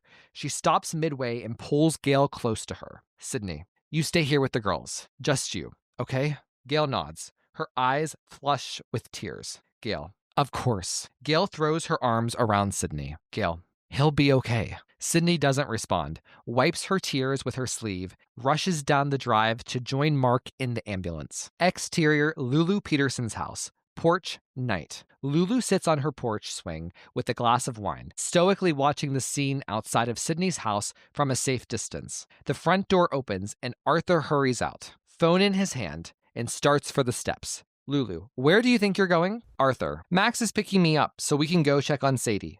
Lulu, that's very valiant of you, but there is a killer on the loose. Back inside. Arthur, what? Mom, you're not serious. Lulu sips from her glass, looks back out into the dark street. Arthur, frustrated, storms back inside. Lulu's phone jingles as a text comes in. She reaches for the phone, reads the text, then puts the phone back down. When she turns her head to look back out at the street, we see Ghostface standing behind her on the side lawn. He briskly stalks toward her, then dips out of sight. Lulu hears an unintelligible noise and immediately sits upright. She leaps from the swing onto her feet and looks around in every direction. Sufficiently creeped out, she turns to open her front door, but it's locked. She knocks. Lulu.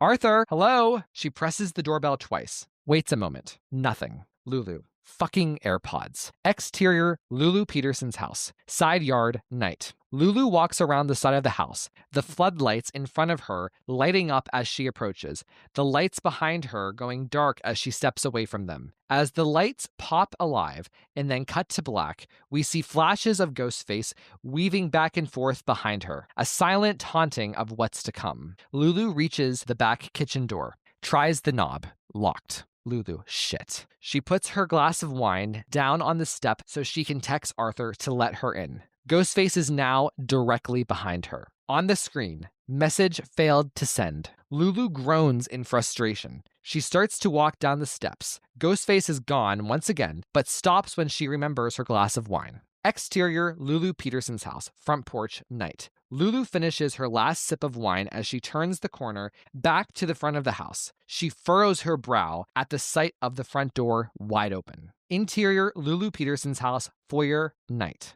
Lulu steps inside the house and closes the door behind her. She locks and deadbolts the door. Interior Lulu Peterson's house, kitchen, night. Lulu enters the kitchen. She walks up to the sink to rinse her wine glass when she sees that the previously locked kitchen door is also wide open. She takes a tentative step toward the door and looks out into the yard. She screams when a cat zips across the grass, then laughs at her own reaction. She closes the door and locks it. Interior Lulu Peterson's house, upstairs, night. Lulu climbs the steps to the second floor. She knocks on Arthur's bedroom door, but opens it before she gets any response. Interior Lulu Peterson's house, Arthur's bedroom, night. Lulu steps into the bedroom. The lights are on, but Arthur isn't there. Lulu takes a confused step toward his bedroom window, which is also open. She takes out her phone to dial his number. It goes directly to voicemail. Arthur through the phone. Hey, this is Artie. Fill it up, and I'll hit it back. Beep.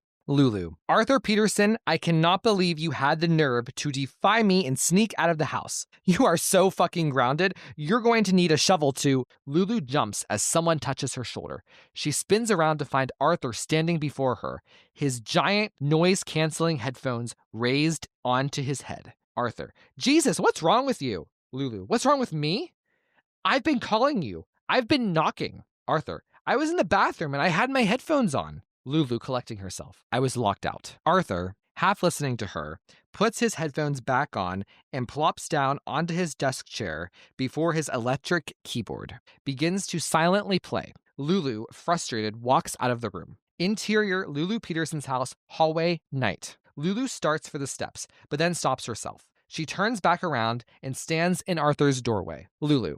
Arthur, did you open the doors downstairs? Shouting. Arthur. Louder. Arth. Before she can get the next syllable out, Ghostface comes racing down the hall at her. He drives his knife deep into her gut with such force that she lifts off the ground. Lulu shrieks in terror as she's carried toward the picture window at the end of the hall. She tries to fight back, swatting her hand at Ghostface's head, kicking him in the legs, but it's pointless. Ghostface pushes her toward the window with one blunt, powerful swing, punches her so hard she slides off his knife and crashes through the window. Exterior, Lulu Peterson's house, backyard, night. Lulu's screams are silenced as her flailing body plummets to the stone patio below. Interior, Lulu Peterson's house, Arthur's bedroom, night. Arthur stops playing his game for a moment, lifts one headphone from his ear. Arthur, from his seat without getting up. Mom, you say something? No response. He puts his headphones back over his ears and continues to play. From the hallway, we see Ghostface glide past Arthur's door and walk down the steps. Interior, Newton Township Hospital, intensive care, night. Sidney stands outside of Mark's curtained area in the intensive care unit, speaking with the emergency room doctor. Sidney can barely get out the words. Coma? Doctor. He lost a decent amount of blood, and he has significant trauma to the head. His other vitals are strong, though, all things considered. Sidney looks back at Mark in his ICU bed, battered leg raised high in a stirrup, his torso encased in a thick bandaging, and his face barely visible beneath the ventilator tubing. Sidney. Can he hear me? Doctor. Never hurts to assume so. The doctor pats Sidney on the arm and steps away. Sidney walks into Mark's unit and pulls the curtain closed. She sits down on the chair beside him. Sidney. You were right. About me always running toward the fire. I tell myself I'm trying to contain it, to stop it from getting to you and the kids. But I don't know. Maybe part of me thinks I can go back in time, stop the match from ever being lit in the first place. Sidney smirks, carefully places a hand over Mark's. Sidney. Right about now, you'd tell me I've beaten the metaphor so badly, you're planning its memorial service. I know you'd want me to take the girls and go, but I won't leave you. Not again. Never again. But you have to stay with us. All right, Mark? Sidney's attention is pulled by the squeak of a shoe on the hospital tile. She looks over her shoulder and sees a pair of black boots standing uncomfortably close to the unit curtain. She follows as the boots make their way around the perimeter of the curtain to the opening. Sidney stands up defensively, places a hand on the curtain, and pulls it open. A distraught man stands at the curtain, realizes he's in the wrong place, and puts up a hand in apology. Sidney gives him an understanding half smile as he shuffles away. Interior, Prescott-Kincaid residence, bedroom, night. Gail sits in the wingback chair in Sidney and Mark's bedroom, eyes on Ella and Grace, cuddled tightly into one another in their parents' bed. Her phone buzzes in her pocket. She pulls it out and sees a text message from Gwen, the journalist who tipped her off about Kayla's death. On the screen, Gail, is this true? Would appreciate a confirmation or denial from you ASAP. Beneath the message, a thumbnail link to a TMZ article featuring a picture of a photoshopped photo of Gail's face where a ghost face mask should be. The headline reads, Gale Weathers gets it wrong. Again. Slays elderly neighbor of Sidney Prescott. Interior Prescott-Kincaid residence, hallway, night. Gail walks past the guest room, which has been corded off with police tape. She stops for a moment, takes in the bloody mess on the floor. Interior Prescott-Kincaid residence, foyer, night. Gail steps into the foyer and walks up to the front door. She pulls the curtain back from the window panel beside the door, sees Angel sitting on the porch, deep in conversation with two police officers. Interior Prescott-Kincaid residence, kitchen, night. Gail walks toward the kitchen, practically booby-trapped with cones and caution tape. Through the glass windows, she sees multiple police officers standing on the back patio. Gail cranes her neck just so and catches a glimpse of the blood-smeared area where Mark's body lay. She pulls herself back, covers her face with her hands, stifling tears. Dewey's voice. You did good, kid. Gail pulls her hands from her face, scoffs. Gail. I've done shit. Dewey's voice. Hey, watch it. Gail looks up and sees Dewey. Handsome, youthful, proud, sitting at the kitchen counter. He smiles. Dewey. That's my best friend you're talking about. Gail closes her eyes, tears streaming down her face. She nods like she believes it. Opens her eyes. Dewey is gone. Exterior Kruger house. Driveway, night. Ross and Sadie pull into the driveway. Interior Ross's car, night. Ross turns the ignition off. Sadie unbuckles and opens the passenger side door. Sadie, I'll be quick. Ross, take your time and grab my beard trimmer. I forgot to pack it. Sadie closes the car door and enters the house through the back door. Ross sits in the dark car alone. slinks down a bit in his seat and lets out a deep exhale. Doesn't see the reflection of an approaching ghost face in the rear view. Interior Kruger house, kitchen, night. Sadie walks into the kitchen through the back door. The kitchen is bright and spotless, everything eerily in its place. She is suddenly startled by a loud thumping coming from upstairs. Interior Kruger house, living room, night. Sadie walks through the living room, which has a similar vibe to the kitchen. Something is off. The banging from upstairs grows louder, now accompanied by muffled screams and groans. Sadie calls out, "Mom? Are you all right?" Interior Kruger house, upstairs, night. Sadie slowly climbs the steps in pursuit of the ominous noises. She reaches the landing and stares at her parents' bedroom door. More thumping. Then a scrape. The unmistakable sound of Sharon's screams being muffled. Sadie reaches for the knob, pushes the door open, braces herself. She gasps and brings her hands to her mouth at the sight of Interior Kruger house, bedroom, night. Sharon is in bed with James Lee, the principal of Newton Elementary, and Sharon's boss. The two rapturously fucking. Neither realizes that Sadie is standing in the doorway until Sharon rolls on top of James to straddle him. James makes eye contact with Sadie and immediately freezes in place. Sharon looks over her shoulder and screams. Sadie, "Oh my God! Oh my fucking God!" Sadie flies out of the room. Sharon grabs her robe and leaps out of the bed after her. Interior Kruger house, staircase, night. Sharon watches Sadie from the top of the steps. Sharon, "Sadie, wait! I'm sorry, I thought you were out for the night." Sadie looks up at her mother with disgust. Sadie, "You are unfucking believable! You know that? Dad is outside in the car right now, and you're screwing your boss?" Sharon, "I can explain. Please, let me explain." Sadie, "Do you even know what's going on? Do you have any idea what happened tonight?" Sharon shakes her head.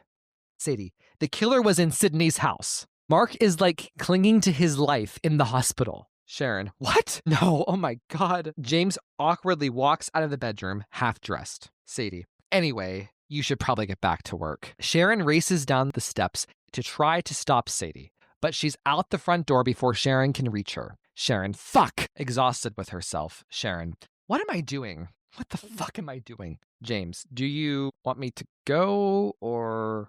Exterior house, driveway, night. Sadie, in a flurry of shock and anger, runs back to Ross's car. When she approaches, she sees that the driver's seat door is open. The keys are still in the ignition, but Ross is no longer in the car. Sadie looks around the dark driveway. Sadie, Dad, where are you?" She pulls her phone from her jeans and calls him. After the first ringback tone, Sadie hears the jingle of Ross's phone from inside the car. Sadie, "What the? Please tell me you didn't go in the house." Sadie hurries back over to the back door, goes to turn the knob, then realizes it's locked. Exterior Kruger house, front yard, night. Sadie walks around to the front door of the house. She looks up to the top floor and sees, through the window, Sharon and James engaged in a heated conversation. Then, through the hallway window, Ghostface pops into frame, knife raised, headed in the direction of the bedroom. Sadie, "Shit, Mom!" Interior Kruger house, foyer, night.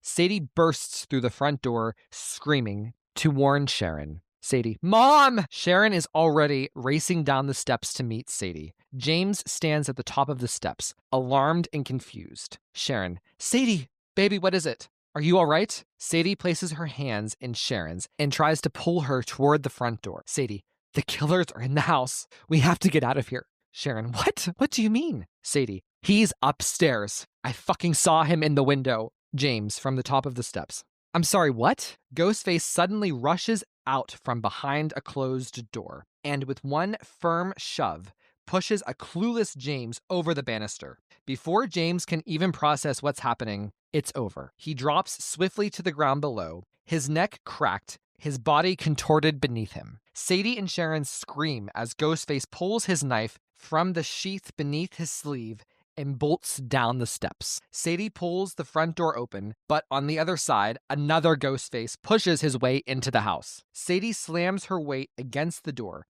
but this Ghostface is too fast, too strong. Sadie can barely stay on her feet as the Ghostface forces the door open, his knife perilously close to Sadie's eye. With one final shove, the door slams Sadie in the face and sends her flying backwards, her head smacking hard into the wall. At the same time, the ghost face from the top of the steps reaches a terrified Sharon. He wraps an arm around her neck and begins to drag her back toward the staircase. Sadie, disoriented, climbs to her feet and screams at the sight of her mother being taken back upstairs. She attempts a few dizzying steps in the direction of the staircase, but Ghostface is right on her. He grabs her by the hair and pushes her down on the ground. Sadie hoists herself up on all fours, but Ghostface is quick to land a powerful kick to Sadie's stomach, flipping her onto her back, splayed across the bottom steps. Using her elbow, Sadie desperately tries to push herself backwards up the staircase. Ghostface,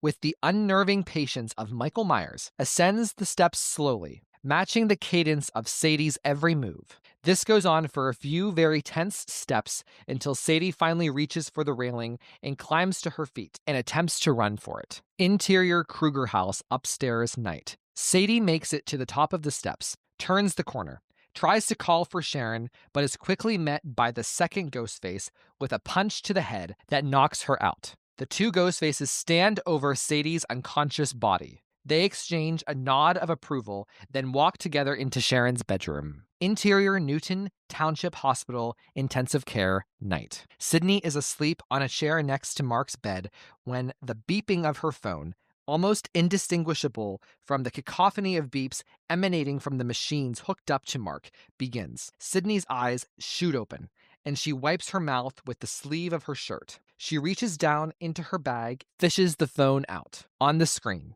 an incoming call from Sadie. Sidney takes a centering breath, answers the call. Sidney, what is it? Of course, it isn't Sadie.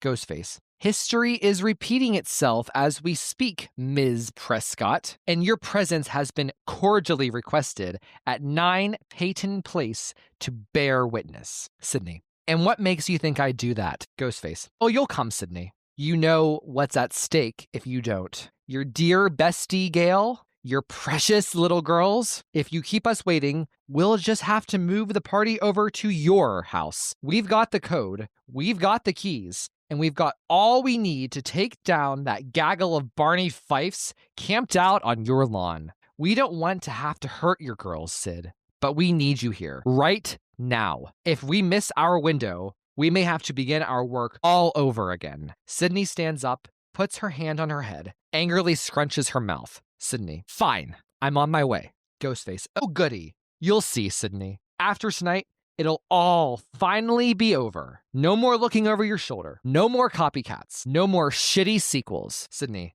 Well, that sounds too good to be true. Ghostface.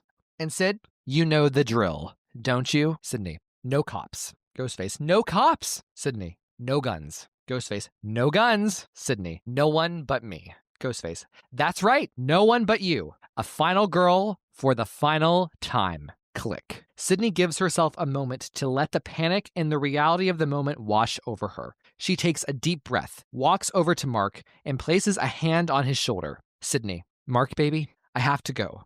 I know you wouldn't want me to, but I'll be here when you wake up, okay? I promise. She kisses the top of his head, fights back tears, exits the curtained ICU area. Interior Prescott-Kincaid residence, living room, night. Gale sits on the sofa with a cup of tea, her laptop open on her legs. On the laptop screen, Gale scrolls through literally hundreds of emails. We catch a few disparate examples. ABC News, NPR, The New York Times, CNN, Fox, Gayle King. All of the subject lines, variations on free to chat, exclusive, ?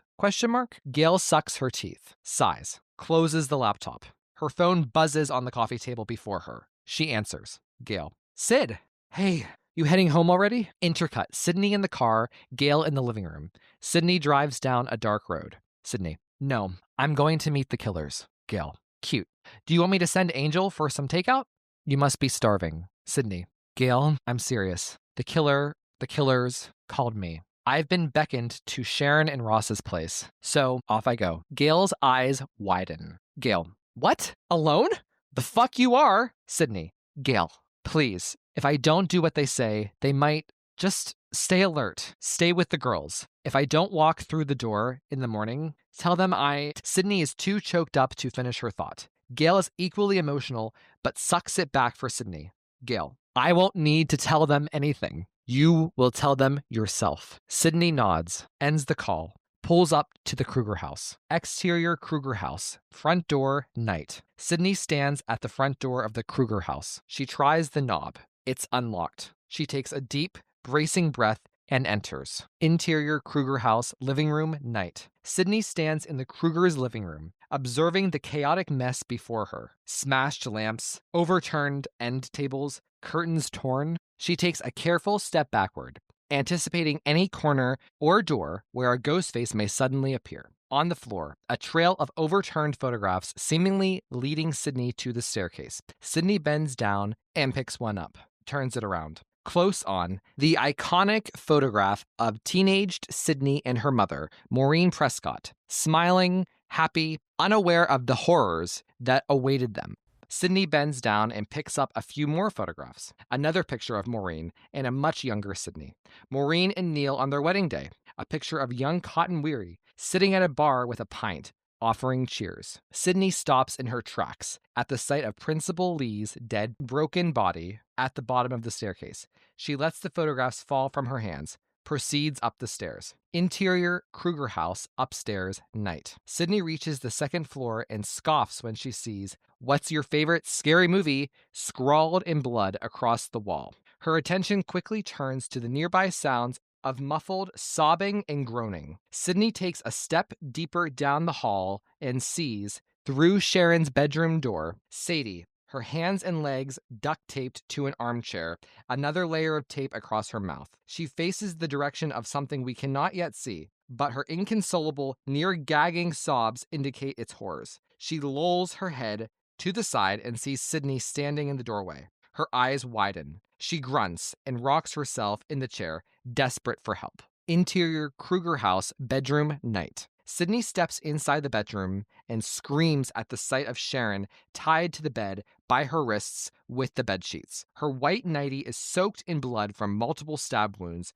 her face swollen and bruised. She sputters shallow breaths, but she's barely alive. Sidney takes a moment to register what's happening, to make a plan, then snaps into action. She kneels down beside Sadie and attempts to undo the tape. She doesn't get very far because before the bedroom door slams closed, she looks up and sees Ghostface standing at the door, wielding his knife. The ensuite bathroom door swings open and the second Ghostface steps into the room. Note, both Ghostfaces speak via built-in voice changers. Ghostface number 1, leave her or watch her die too. Ghostface number 2, pointing his knife at Sharon. Having a little deja vu, Sidney? Sidney looks at Sharon, looks at Sadie. Her face crumples with sheer disgust. Sidney, stop it! You don't have to do this. Ghostface number 2. Of course we do. You know better than anyone, Sidney. This is the only way for Sadie's story to begin. The two Ghostfaces walk to either side of the bed, their knives in position. Sadie begins violently thrashing in her chair, desperate for them to stop. Sidney rushes to Sadie's side. She crouches behind the chair, covertly removes a knife from her back pocket, and slides down to begin cutting Sadie loose. Sidney, don't watch. Look at me. Keep looking at me. Sadie looks up at Sidney but can't help but turn her eyes toward the bed, where the two Ghostfaces, kneeling on either side of the mattress, relish in taking turns stabbing Sharon. Sadie howls as the life drains from Sharon, sad, bloodshot eyes fixed on her daughter. She manages to cough up a broken "love you" before her body goes completely limp. The Ghostfaces each get one final stab. They withdraw their knives and in unison turn their attention back to Sidney and Sadie, but they're gone. The Ghostfaces leap off the bed and run out of the bedroom. Interior Kruger house, Sadie's bedroom, night. Sidney slams Sadie's bedroom door shut and locks it before the Ghostfaces reach them. Sidney, Sadie, help me. Sidney tries to push the dresser to the door. A shaky, distraught Sadie peels the duct tape from her mouth and limps over to assist Sidney. But the two Ghostfaces are slamming their weight against the door with such ferocity, it hardly matters. Sidney looks to the window. Sidney, can we climb it? Sadie nods. She stumbles over the window and opens it. She begins to climb out, while Sidney continues to hold the Ghostfaces back. One of the Ghostfaces successfully gets an arm through the door, and Sidney promptly drives her knife through his hand. He groans and pulls it back. Sidney runs to the window and climbs out beside Sadie just as the door explodes open and the dresser topples over. Exterior Sadie's window, trellis, night. Sadie carefully climbs down the rose trellis. Sidney follows, but Ghostface quickly appears at the window. He bends forward and spiders his way down to Sidney at an alarming speed. Sadie drops down to the grass, watching in terror as Ghostface grabs at Sidney. Sidney tightens her grip on the trellis with one hand and uses the other to grab at Ghostface's robe, causing him to lose his balance and fall forward down the trellis. But on his way down, he grabs Sidney's leg and takes her down with him. They land side by side. Sidney bolts upright and swings her knife at Ghostface, but he manages to get her in the shoulder, in the exact spot where she was stabbed in the news van during the original Woodsboro massacre. Sadie runs behind Ghostface with a shovel and pelts him upside the head. Ghostface falls over, then rolls onto his stomach and starts to get back on his feet. Sadie helps Sidney up. They lock hands and make a run for the front of the house, but suddenly, the second Ghostface crashes through the window and sidelines them both. Sidney and Sadie scramble to get up from the wet grass. Ghostface gains on them, knife raised. From a distance, we see the other Ghostface running around the other side of the house. The Ghostface behind Sidney and Sadie brings his knife down and slashes Sadie across the back. She screams in pain, her body instinctively buckling and falling back into Ghostface's arms. He brings the knife down again and stabs her in the thigh. Sadie screams intensify. Ghostface lifts Sadie and slings her over his shoulder. Sidney stops running, turns back towards Sadie and Ghostface. Sidney, let her go, motherfucker! Sidney is distracted just long enough for the second Ghostface to surprise her from behind and grab her in a similar manner. Ghostface twists Sidney's wrists and her knife falls from her hands into the dark grass. Sidney allows herself to be lifted by Ghostface so she can bring her heels down to his knees and unbalance him. They fall forward onto the stone patio. Sidney pulls herself up on the corner of the nearby barbecue grill, then promptly tips it over onto Ghostface as he's attempting to get back on his feet. Ghostface momentarily succumbs to the weight of the grill, then pushes it back up with such force that it knocks Sidney off of her feet and hurls her into the glass patio table. Sidney and the table flip over together, shattered glass raining over Sidney. She tries to get back on her feet, but Ghostface is immediately on her. He pulls her to her feet by her hair and brings his knife to her throat. Sidney stops resisting and allows Ghostface to walk her into the house through the patio doors. Interior Kruger house, dining room, night. The Ghostfaces push Sidney and Sadie into the dining room. They force them to sit tightly side by side at the table. Sidney loops an arm around Sadie,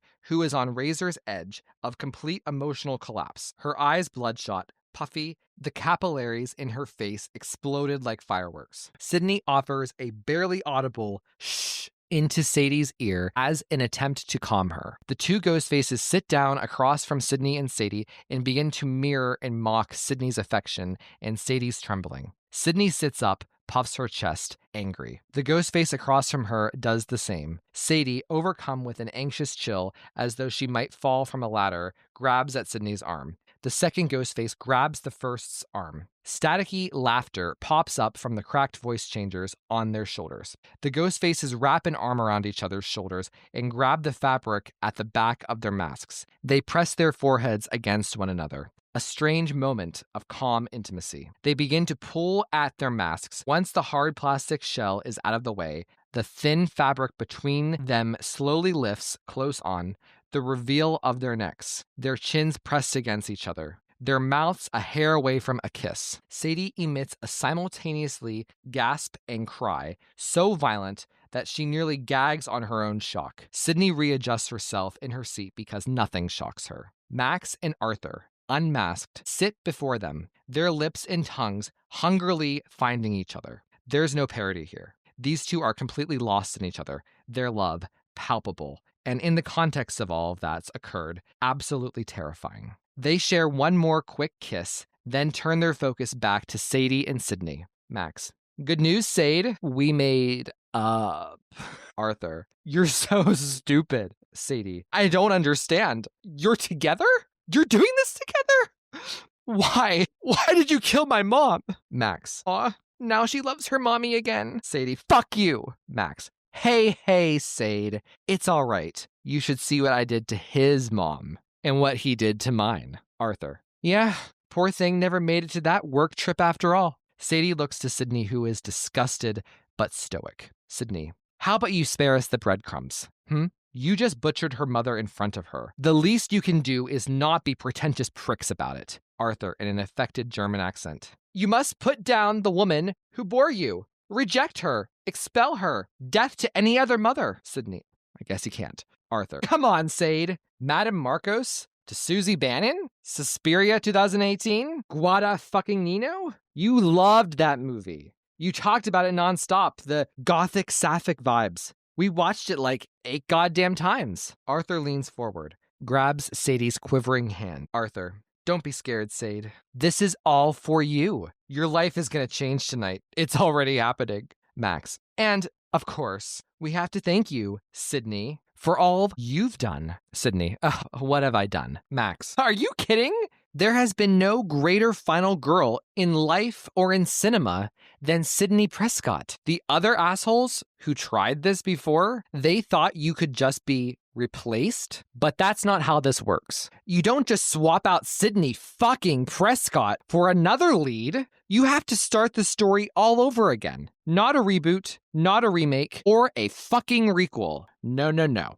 The only way is a rebirth. Sidney. So that's why you killed Sharon. Arthur. I mean, Sade, can you imagine a clearer sign from the universe? Your mother was fucking Sidney Prescott's husband and her boss. And wait for it, Sidney's nanny. I'm all for female empowerment and sexual liberation, but Jesus, fuck, that woman was a freak. Max, with all due respect, it was giving Maureen Prescott and then some. Arthur, don't you see? That's why you both had to be here. To see it all come to fruition. Isn't it incredible? Arthur looks up lovingly at Max. Arthur. Babe, can you believe this night has finally come? Max nods, a shit-eating grin on his face. Max. I believe it. Tonight, we become legends. All 3 of us, Sade. From this moment on, they'll be telling our story. The way we've scripted it. Sidney. Wow. I've sat through a lot of these, and I have to say, this is uniquely psychotic. Max and Arthur's smiles both drop from their faces. Sidney.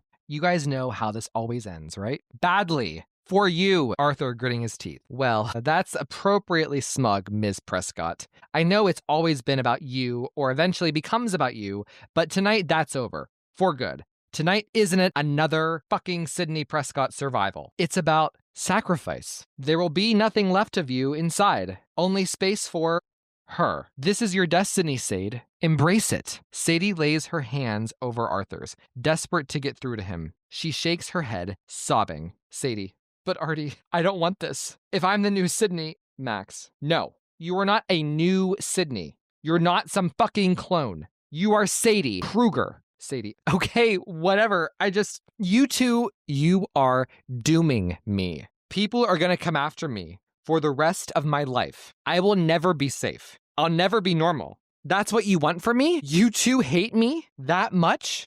Arthur and Max's expressions soften. They look to each other. Max. No. We love you, Sade. Arthur. Sade, we're not dooming you. We're giving you a gift. Can't you see that?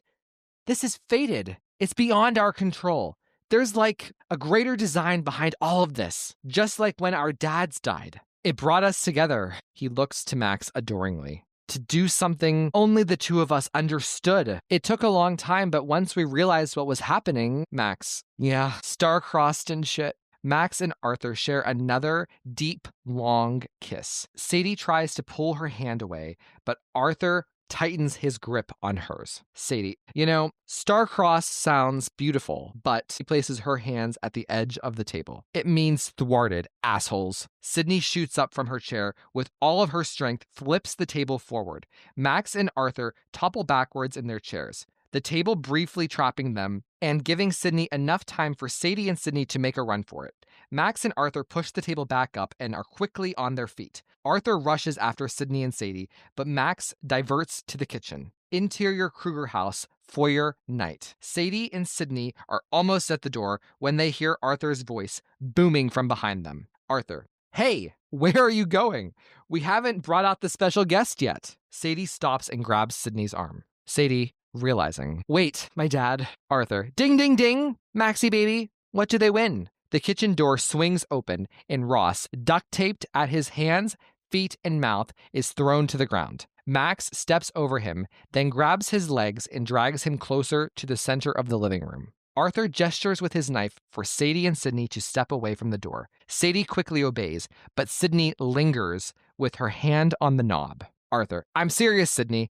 I will slash your fucking throat and FaceTime your kids while you choke to death on your own blood. Sidney scowls at Arthur and steps away from the door. Arthur keeps close behind Sidney, his knife lightly touching her spine as he guides her deeper into the living room. Sadie instinctively rushes to her father, but Max lunges forward with his knife, warning her not to come any closer. Arthur pushes Sidney towards Sadie. He drapes one arm around each of them, his left hand clasping lightly, but menacingly, over Sadie's throat, and his knife in his right hand haphazardly dangling over Sidney's chest. Arthur, watch closely. You're never going to see this coming. Max rolls Ross over onto his stomach, then straddles him. Ross pointlessly but desperately tries to wiggle himself free. Max's knees tighten on either side of Ross's arms. He wraps both of his hands around the handle of his hunting knife and brings his arms up, ready to strike. He turns and smiles at Sadie and Sidney. Sadie, please, don't do this. Max, please. Max, what do you think, Sid? Do we spare him? Do we frame him? Do we cut his stomach open and jump rope with his guts? 1, 2... Ghostface is coming for you. Sidney, appalled and annoyed, stares blankly at Max. Max, come on, tell us what you're thinking. Sidney, I'm thinking I really wish I had a gun right now. Arthur, fuck guns. They've ruined this country and the stab movies. Max's arms begin to shake with anticipation. He brings his knife down towards Ross's back, then freezes. Max, hey, I've got an idea. Come here, Sade. Arthur grins, pushes Sadie toward Max. Sadie is paralyzed with fear, unsure what to do. Max smacks the hardwood floor. Max, Sadie, now! Sadie takes a cautious step toward Max, who grabs her arm and pulls her down beside him. He takes his knife and places it in her hands, then grabs her wrist and pulls it toward Ross's back. Note, this mirrors the opening sequence when Kayla is forced to stab Norman. No, stop! Max firms up his grip on Sadie's arm, his bloody hand from the wound inflicted by Sidney earlier, soaking red, all over Sadie. Sadie resists, but Max is too strong. He forces her to bring the knife down between Ross's arms and begins to cut away the duct tape. Max stands up and steps aside as Ross turns on his back, sits up, and calmly yanks the duct tape from his mouth, then his ankles. Sadie watches him, too baffled to be relieved. Ross gets on his feet, reaches his arms out to Sadie. Ross, Sadie, baby, it's all right. Come to daddy. Sadie looks up at him and then looks to Sidney, who is utterly infuriated to be at Arthur's mercy. Ross, Sadie, come! Sadie limply walks over to Ross and allows him to envelop her in a hug. She winces in pain. Ross lifts his hands from her back and sees they're covered in blood. He turns her around and pulls her sweater up to examine the slashes across her back. He then crouches down to look at the puncture in her thigh. He looks at Arthur angrily. Ross, thought I told you boys not to cut too deep. Arthur, we tried our best. Max, yeah, it's hard in the moment to gauge how... Ross, shut the fuck up. Ross effortlessly grips the shoulder seam of his flannel shirt and tears off a strip. He wraps it around Sadie's thigh tightly to stop the bleeding. She yelps at the sudden pain. Ross, I'm sorry, baby. Ross stands back up and brings his hands to Sadie's face. He wipes at her tears, smiles affectionately. Sadie, Daddy, what have you done? Ross, hey, it's gonna be all right. Trust me. Sadie, how? What they did to Mom? Ross, no. What she did to us. Sadie, she didn't deserve that. Sidney, enraged. And your daughter didn't deserve to have to watch. Ross sneers at Sidney. Ross, who the fuck asked you? Huh? I tried to tell you that scumbag husband of yours was going to ruin your life. And at least my wife's shitty behavior wasn't in vain. At least she died for something bigger. Looking to Max and Arthur. You know, I thought these two were out of their minds when they came to me with those pictures of Sharon with Mark. But when they laid it all out, it was undeniable. Max and Arthur smile at each other proudly. Sidney, Max, Arthur. You trust this guy? You think he's actually going to let you just walk away from all of this? How's that going to work? You know he can't keep you two alive. Arthur spins Sidney around, menacing grin on his face.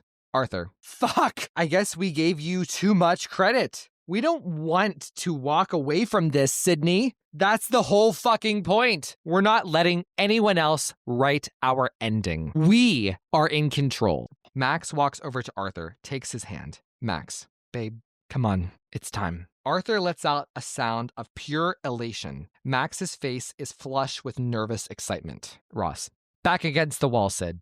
Don't move a fucking muscle. Arthur lets go of Sidney and shoves her forward.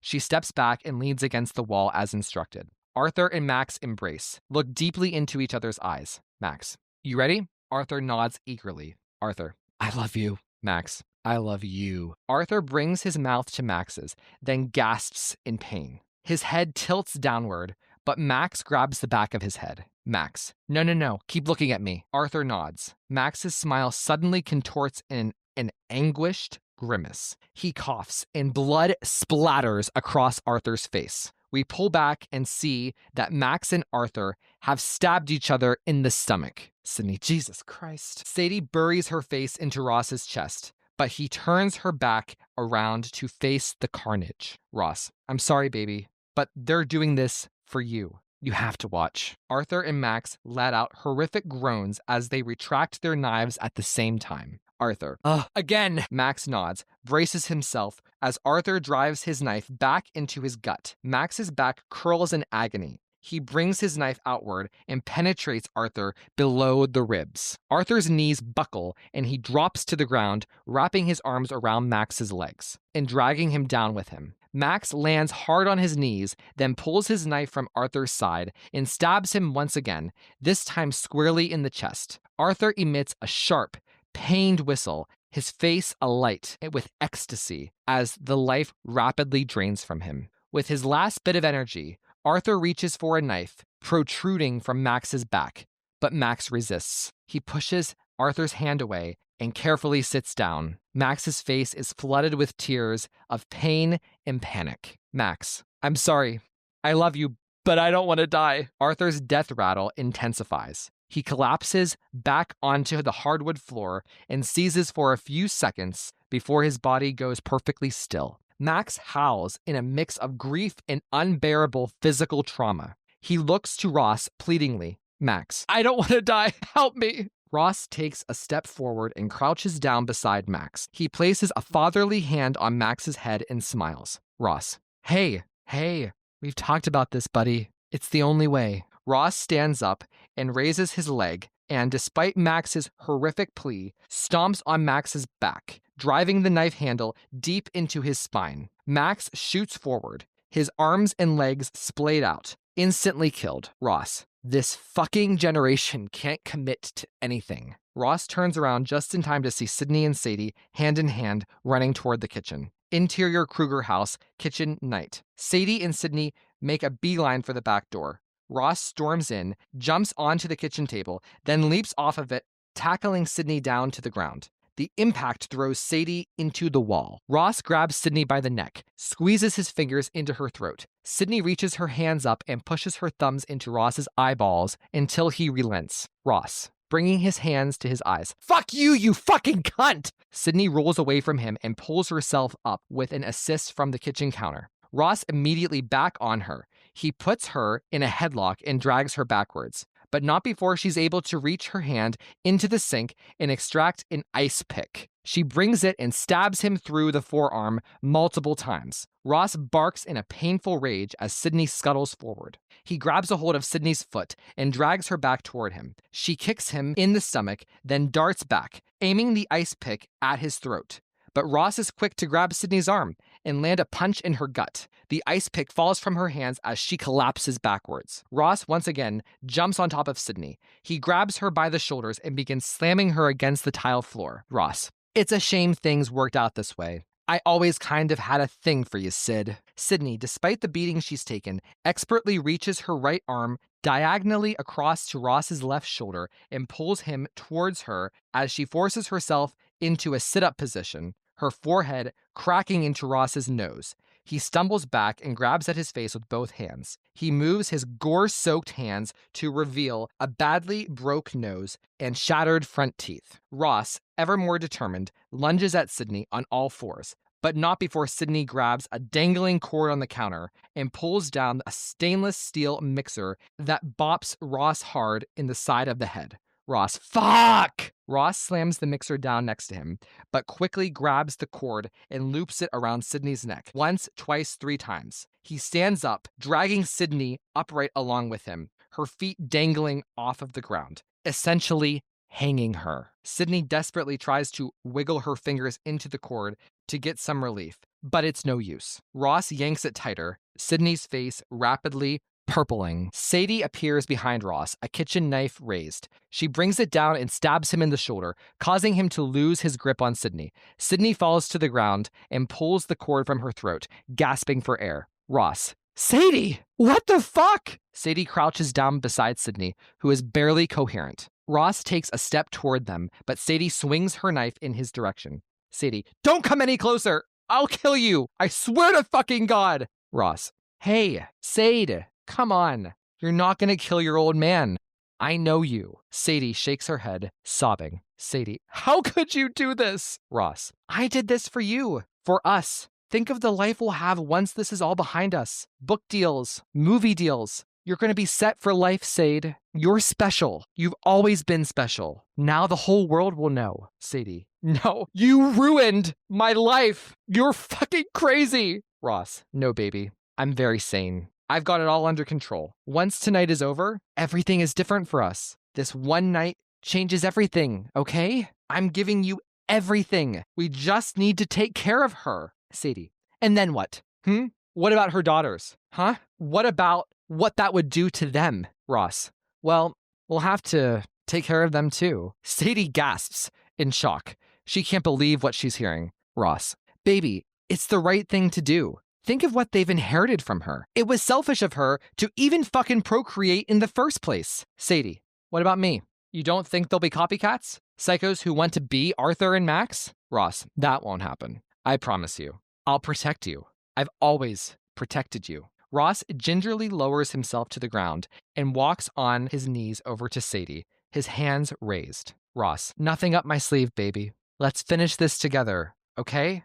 We're gonna get through this, but we don't have much time. Sidney, suddenly alert, sits up, scoots herself back against the wall, but she's too weak to do much else. Sadie lightly presses the knife to Ross's chest. She's overwhelmed, confused, terrified. She knows what she has to do, but Ross, is that what you want?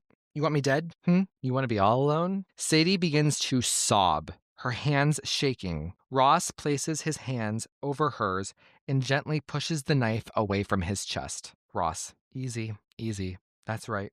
Daddy's little girl, always will be. Sadie looks to Sidney. Sadie, I'm so sorry. I can't do it. Ross grins. He moves to embrace Sadie, but she pulls back. Ross shrugs at her, confused. Doesn't see Gale fucking Weathers entering the back door, approaching from behind, his axe in her hand. Gale, don't worry, I've got it. Ross, surprised by the sound of Gale's voice, looks over his shoulder just as Gale swings the axe and, in one ferociously assured move, decapitates him. Sidney jumps up and wraps her arms around Sadie, shielding her from the sight of her father's headless body withering on the kitchen floor, blood spurting everywhere, like something out of a scary movie. Sidney looks up at Gale, sighs, unable to hide her relief. Sidney, I told you to stay at the house. Gale, yeah, well, I would have given you a heads up, but I figured you were occupied.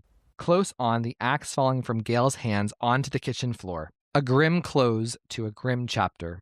Interior Newton Township Hospital room morning. Mark, out of the ICU and in a private room, begins to stir. He lets out a pained gasp and begins to cough. His eyes slowly flutter open. He's confused for a moment, afraid, until he looks over his shoulder and sees Sidney, her arm in a sling, fast asleep on the chair beside him. Mark scrunches his chapped, blistering mouth into something of a smile. Tears streaming down his face. Interior Newton Township Hospital, another room, morning. Sadie, battered and alone, in every sense of the word, lay in her hospital bed, staring aimlessly out the window. A light knocking on the door snaps her back into the present. She rolls her head toward the door and smiles when she sees Sidney cautiously entering her room. Sidney, all right if I come in? Sadie nods yes. Sidney sits down on the corner of the bed. Sadie, what am I supposed to do now?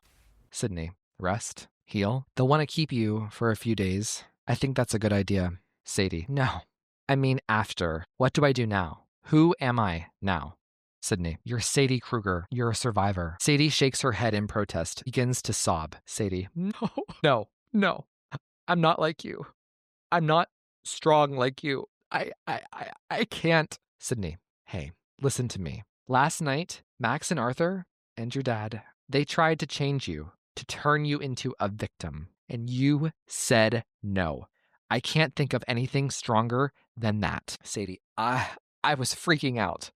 I don't even know what I said. Sidney, well, I know. I heard you loud and clear. They tried to force this on you, and you rejected it. Do you know how long it took me to be able to do that for myself? Sadie, how long? Sidney thinks for a moment. I don't know, like 3 or 4 fucking stab movies. Sadie can't help but laugh, which makes Sidney smile. Sidney, it's going to be terrible for a really long time, but I'm here, all right? For as long as you want me to be. Sadie's eyes widen in a pleasant surprise as Ella and Grace saunter into the room. Ella climbs onto Sidney's lap while Grace leans against the bed railing. Grace, are you hurt? Sadie, a little bit, yeah. Ella, Mommy got a little bit hurt too. Sadie, I know. She got hurt helping me. Grace, yeah, that happens a lot.